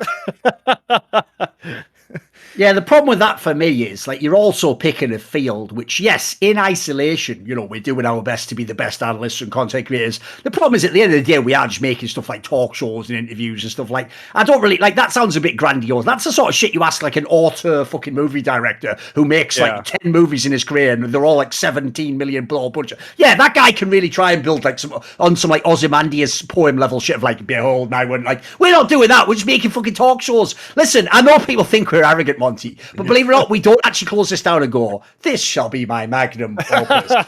Season 5, episode 4. Like, we don't actually do it. We just play that character on TV or your screen. There you go. It's also that, like, people, you know, I might think of kind of, in terms of my career, I always have ambition to do more and different things. So that's why, you know, I've done work as a commissioner and want to, you know, do more stuff in terms of producing videos or segments. And so I would say that a lot of the most visible stuff to people is like my casting, right? But I always wanted to be more than a caster. So I look at that time in my career, I was like, wow, I was a great caster, but now I can do all these other things as well simultaneously to doing those things. And so it just seems much more nuanced and rewarding. I mean, by the time I was kind of done with casting, I was really fucking bored of casting, honestly, because I felt like I really couldn't get better at it than what I was doing. I was putting all the work in. I felt like I was at the top of my field. So I was kind of like, well, what's next? I need to do something to keep myself interested. What was the worst decision you made in your esports career? Probably not anticipating the rise of like money and streaming on Twitch. Like, I think if I could have a time machine and like tell myself just to quit casting in Korea, but like stay in Korea and just like be a Twitch VOD reviewer, that would have been an insane career for me. I'm not going to, just for the sake of all the dickheads, to cut them all off, Monty, and protect you. I'm going to say he's obviously meaning this in a very simple, abstract sense of like things he's thinking of. Obviously, in a literal sense, he would just go and stop Badawi doing all that shit years ago. We all get that one, guys. That goes without saying. You don't need to include that one, otherwise it's not that interesting a segment. It's not, assuming he's done that part already, now he would also do something differently with going to Korea. Yeah, we understand that, guys. We understand. Sure. I, even knowing all the things I've done, would only go back. No, whatever. You get the joke on that one, and still do all the same stuff again. No. I also think, like, you know, one of the worst decisions I made was to like ever trust anything that Riot told me, even though they were obviously like incredibly malicious towards me and super bad actors.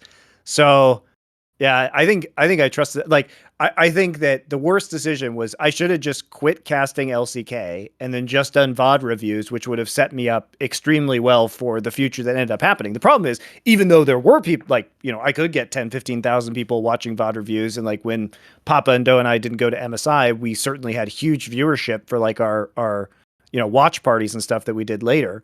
But the issue with that was that you just couldn't make that much money on Twitch at the time, even with that kind of viewership. You couldn't make the same amount of money as I could casting or doing these other things. Certainly not the amount of money that Overwatch League was paying me. But in the long run, I probably made less money, but in the short run, I made a lot more money. So it's hard. I mean, I also learned a bunch of other stuff at Overwatch League and got other career opportunities by moving back to the States. So I don't feel like it's gone bad. What's the question? What the biggest regret is, or what regret? Worst decision. Oh, worst decision. Because the thing is, I feel like if we're going to answer that and make it interesting, you can't do what you did at the end there, which I agree. Like, look, like I'll give you an example. If anyone ever says like, "Do you have any regrets?" Realistically, no, because like if you do a good job, you learn from all the regrets. Therefore, you needed them. You need that lesson to level up. But yeah, if it's like what decision, there's definitely obviously a decision in the moment you do differently. Let me think. What would our pick for that maybe? That's tough, actually. What would be a bad decision I've actually made in my career? Beyond, obviously, tweets and all that shit. We mean something interesting here. Let me think, what would I do? I mean, I will say, as a pure decision, no, I know now, obviously joining Flashpoint wasn't the best fucking idea of all time, was it? To know what we know now. But again, the actual things I did learn behind the scenes were worth it. Like, it's obviously massively useful, yeah. Also got to make some cool stuff, so... When was the last time Jacob Wolf put out any meaningful work? I actually haven't seen him do anything in ages. What's he done recently? He's starting a new company to do like documentaries. I mean, he might do some cool stuff with that. I have no idea. Okay. I think he's just doing different stuff now. I think probably he's also one of those people where like breaking roster moves gets pretty fucking boring after a while, even if you're super good at it, right? So he's got higher ambitions for sure. I mean, he's very ambitious. So I think his new company is called Overcome, and I think he's making more like journalism, documentary focused content, which could be cool. That's also that area of journalism, just breaking roster, is one of the most feckless of all time. Because as you've seen, the joke is the better you do your job professionally, the more you just get undercut essentially by dickheads not doing their job properly, and then fans reward those people. It's like, what? That would be, if people don't get it, essentially the way journalism works is like this. Imagine Jacob Wolf was a basketball player who actually played by the rules of not traveling. But in the modern NBA, everyone's allowed to travel. And he's just having to actually take 2 steps. And then they're all just traveling and scoring fucking layups on him all day. Like that gets boring after a while, guys, when you're actually the best. You don't get credited and some idiot leaker with a fucking egg is getting all the credit. So I can see why you might want to move on and expand out into other areas that are more satisfying. As individuals who have traveled extensively over the years, what locations would you recommend for general tourism, non-esports specific? Is there I mean, you need the time machine first, but aside from that, because I don't know if you know this, mate, but you sort of missed that one in our lifetime. You missed that period where the world was open, you could travel around, experience cool shit, without wearing a hazmat suit, having a guy just pointing in your face, go, like fucking mate. Can you even imagine coming out of the time machine like last year? It would be like, am I just in like Invasion of the Body Snatchers? Just people just pointing and screaming at me in the screen. What the fuck? Because you don't have a mask on in this case, I'm assuming. Fucking hell. What would actually be a cool? Look. Again, as long as they don't have the quarantine things, Korea's an obvious one. By the way, if you come from like a major Western country, USA, UK, I'm going to guess Germany and stuff, you don't even need a visa, boys. I don't know now, but you just go. You can just go, and because they have the visa waiver. Listen, Korea's also one of the countries. They don't even really ask you why you're going.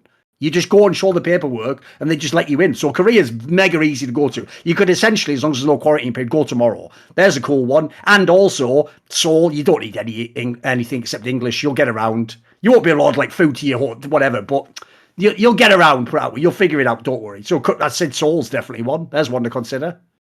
Where else? I like pretty adventurous traveling. So I guess it depends on what you're interested in. I grew up in like Boy Scouts and camping and shit, so that doesn't really bother me. I like also visiting like ruins of ancient societies. So I really liked going to Cambodia and going to Angkor Wat. That was something that I always wanted to do and see the temple complexes there. I really enjoyed going to Egypt and traveling all over Egypt and seeing all the ruins up and down the Nile.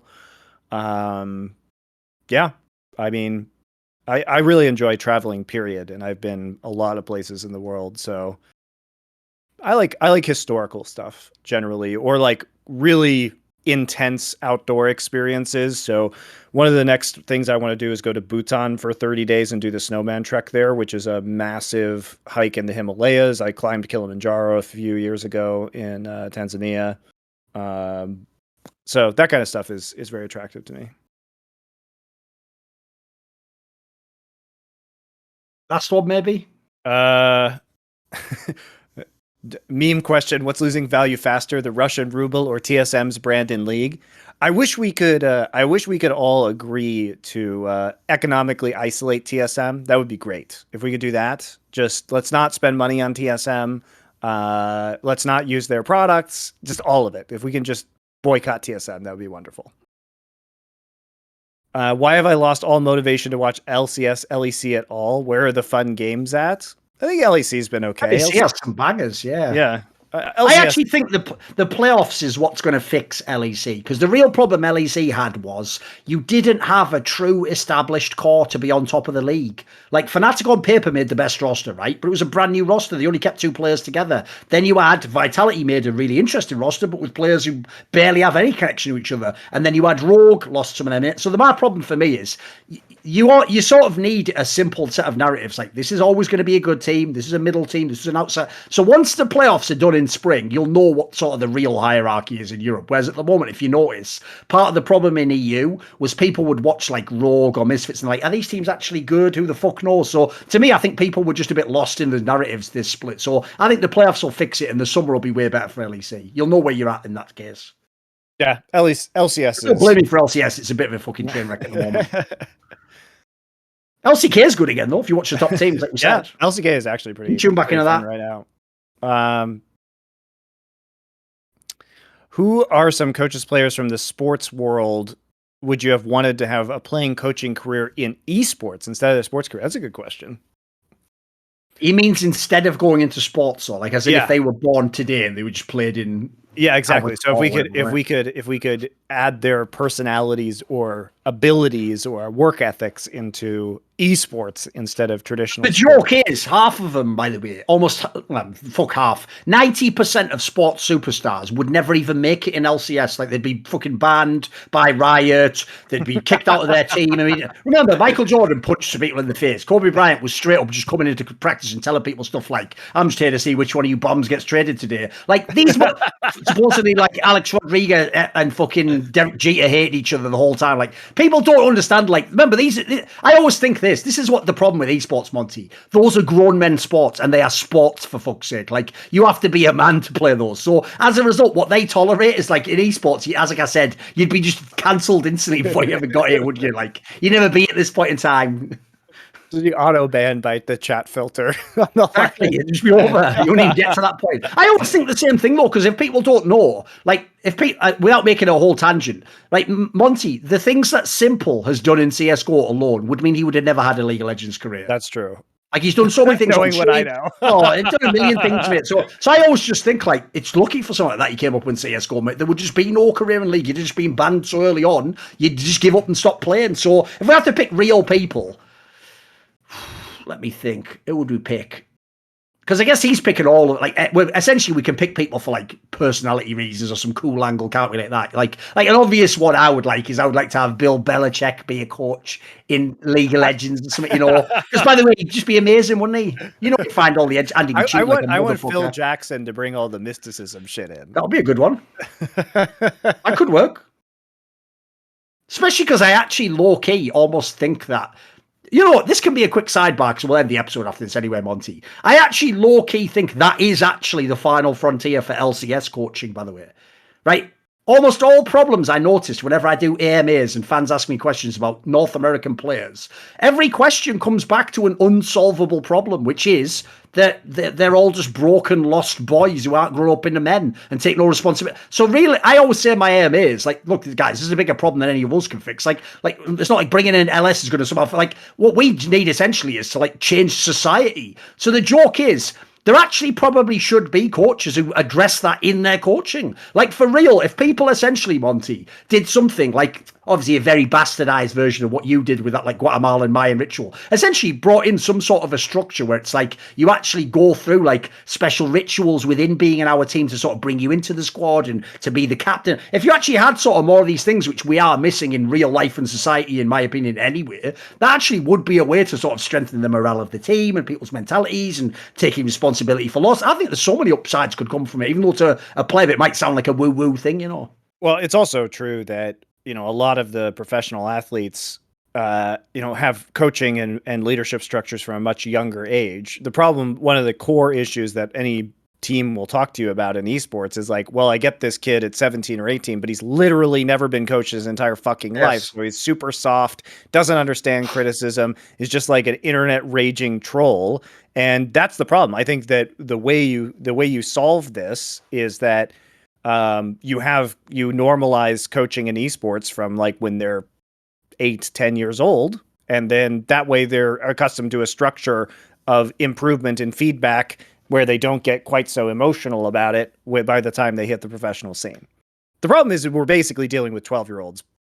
Yes. Who are 12-year-olds in mind who are 18-year-olds in body, which is very frustrating.